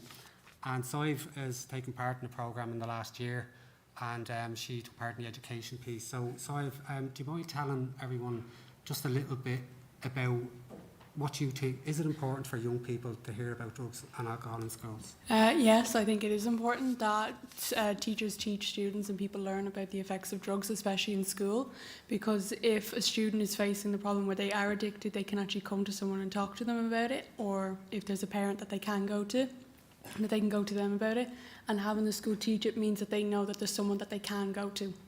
Okay, cool, thanks. And how did you find the sessions with Mary and Martina in school? So when I did the sessions, I did them in TY. So when I was sitting with my class, we were able to have fun, we were able to engage, and even though it was a serious topic, we were still able to enjoy it and have a laugh, but also understand about how serious the topic was. And by the end of the module, when we finished, we all had an understanding of what the effect was and who we could go to, and then we found out that we can talk to anyone about it, just if anyone was facing it.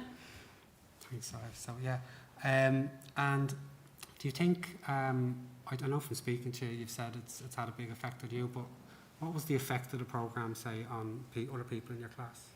For people in my class, I think the effect was that learning about this kind of made us realise how big of an issue it actually is for some people who are actually facing it, and it has become less of a topic that we actually talk about because we've realised how serious it is, so we don't make jokes, we don't say it, and we know that if someone is facing it, we can go to someone about it if we have permission from the person, if they're seeking help. Would you recommend other schools to take part in the programme? Yeah, I would 100% recommend other schools to take the programme, because from what I know, I really enjoyed it, and from what from my classmates, I know they 100% enjoyed it. And I remember we would sit and we'd be anxiously waiting for the class to start because we just wanted to get moving on to the activities and we didn't want the class to end. Cool. Is there anything else that you want to add about it just before we finish up? No, not that I can think. I thought it was really fun. The activities were so much fun, and then it got to help us get to know everyone a little bit better. We got to know more about our classmates, about some of the workers, and we got to learn about the youth clubs and all that. So we got some more people to join them, and then we got to do fun activities, which was the best part about it, I'd say, and it was the best part for everyone. But also the fact that we got to learn about it made it even better. Yeah. So a bit of fun and lots to learn. Yeah. Okay. So yeah, I think we'll leave it at that. Thanks, guys. Thank you. No, stay. Can I just ask if there's any pressing question anybody would like to ask Sive or Trevor? Just after, yeah, straight away, Joanne. Can we just get your mic, Joanne? Sorry about this. No, I didn't say this was going to happen, but there you go. Sorry, Sive. Joanne, you're okay. We have you.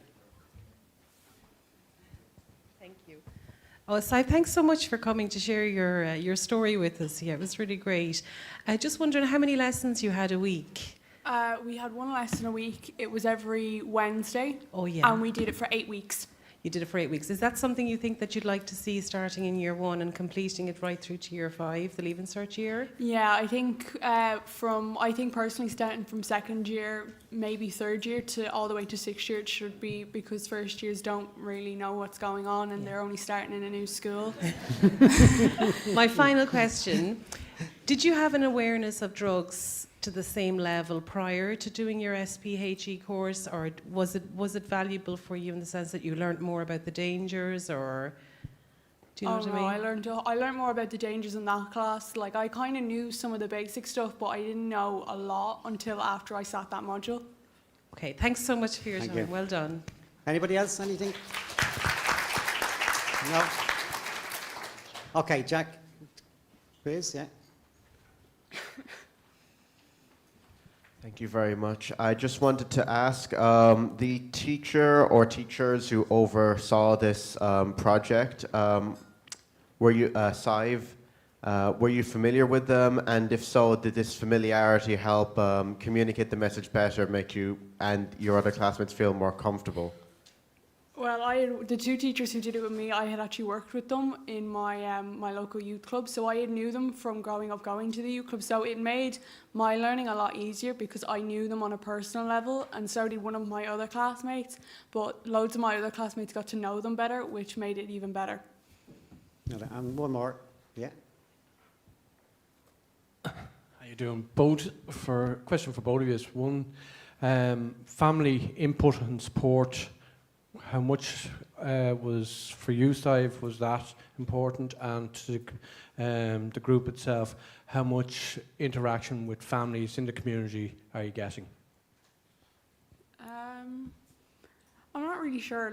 Obviously, I have the support from my parents, but I'm not sure about other people. But I know most of my friends, if they were going through it, they could go to their parents. I know, obviously, I could go to mine about it. But some people I know can't, but that's why the teachers are teaching us that we can go to them or we can go to another parent, which I think is amazing. And thanks again, Sive. Trevor, go ahead. Sorry. So we offer information sessions to parents. It can be difficult because everyone is so time poor. We try to arrange different times. I think the SPHE programme states that parents should get a module as part of that whole piece, so it's really important. But yeah, it's not always done. We have good uptake on that, but it could be better. And table 8 has a question there, I think. Sorry, Yeah, hello. And the left. I was just wondering, did her classmates change their views on drugs, like, much, or? Yeah, so when I was in first, second and third year, as normal, like students would make jokes about it or they would have a laugh and it wouldn't really be a serious topic. It was brought up in class, everyone would just make snickers and jokes. But now, since we all did the module, we're all now in fifth year and it hasn't really come up as like a snickering and laughing. As currently I'm doing a lesson on the effects of drugs, it has changed all of our opinions and we don't sit in the class and laugh and snicker about it. We know the effects and we know what happens and we know that it's not, you can reverse what's going on if you get the help. And table 11, I think, is a quick one. Sorry about this now, we're getting the value out. Hi, Sive. Well done. You're doing a great job there. I'm just wondering your opinion on bringing it into 6th class, because we have heard through our meetings that it is getting down to a younger age group. I know you said first year you're getting to, you're just getting your head around being in secondary school. What would your opinion be on bringing it into 6th class?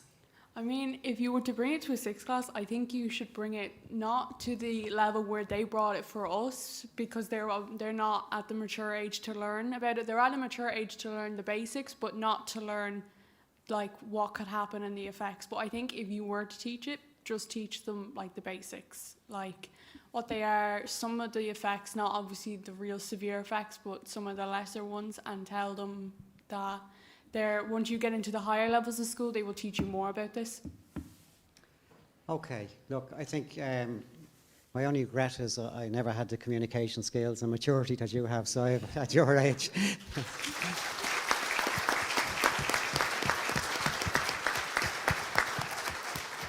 So again, thanks to Trevor and thanks to Saif. We did want to give a real practical case study because it was coming up in questions a lot yesterday, so thanks very much again, well done.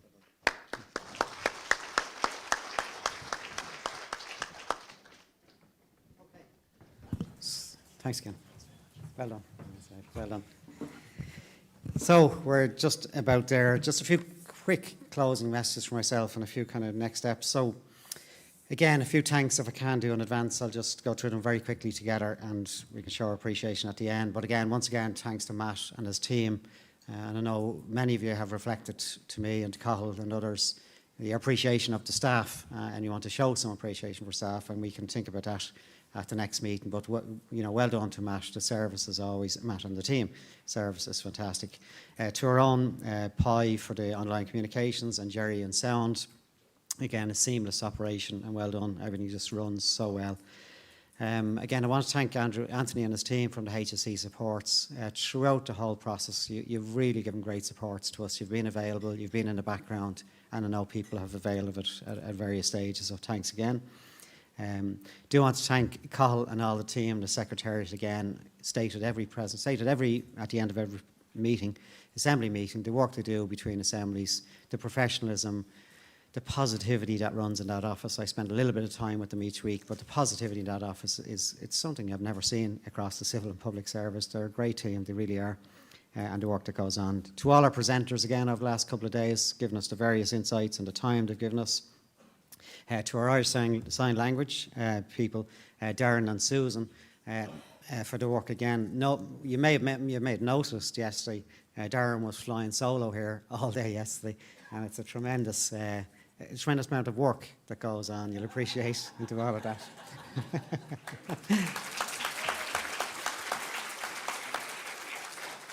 Again, we always have people who view online, quite significant numbers, and I want to thank people for giving their time to view the process online. And again, also to our advisory steering group who have been and contributed, and thanks to Johanna for being caught in the hop on her phone yesterday. Sorry about it. Thanks to Johanna for very, very good inputs throughout at timely manners where we needed to come in. But the advisory group overall have been tremendous support. And also to our, thank you. And to our facilitators at the table again, Quality Matters again, the work they do around the table, the commitment they give and the time they give after this to debrief us on what's working, what can be improved, what's not working. So it's really valued, the feedback at the tables. So thanks for that. Yeah. Yeah, thanks for everybody.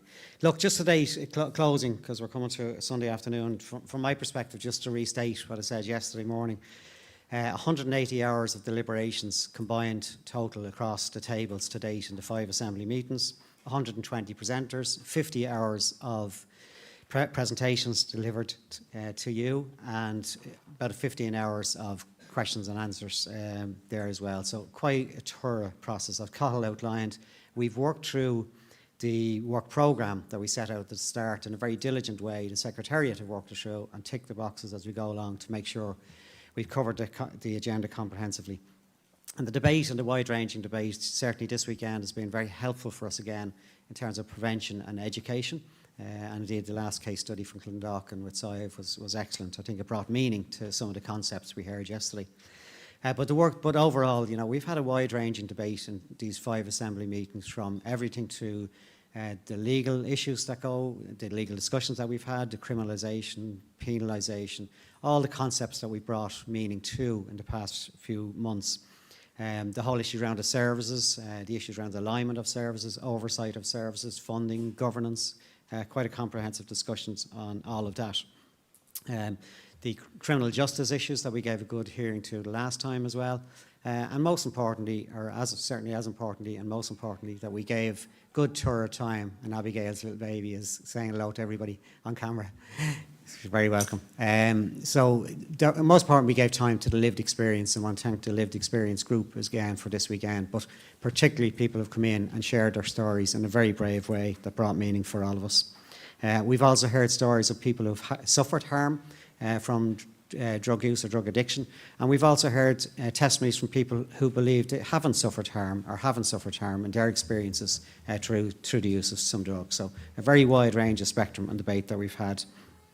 Just in what I do want to say is in terms of next steps, Cathal shared with you yesterday the kind of timeline. So over the next week and a half or so, the Secretariat will be working on all of the inputs that came through today and all of the inputs that came through the previous 5 assembly meetings, looking at the big teams that came through or the smaller teams that came through, and helping to shape a communications that will go out to you on Thursday the 12th of October.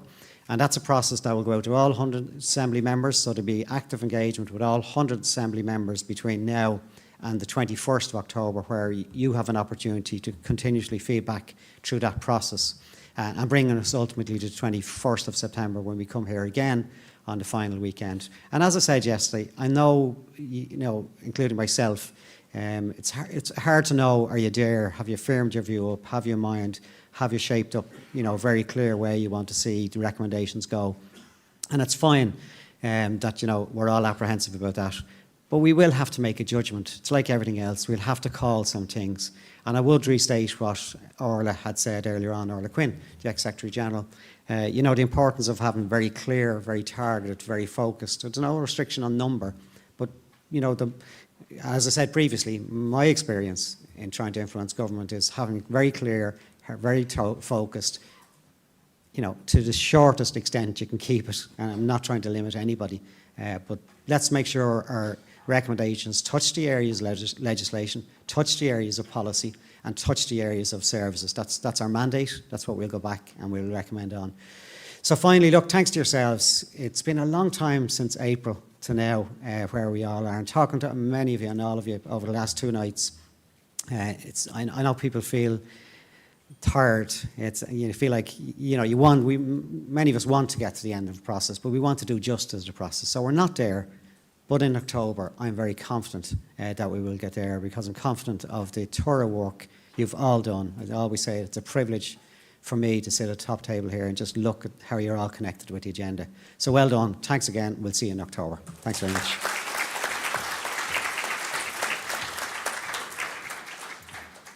So,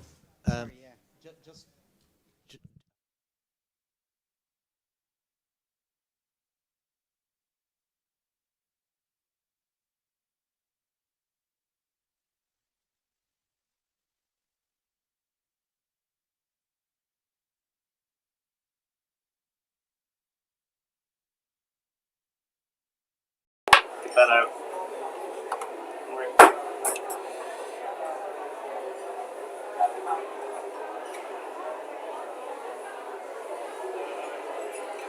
Oh, it is. Excellent.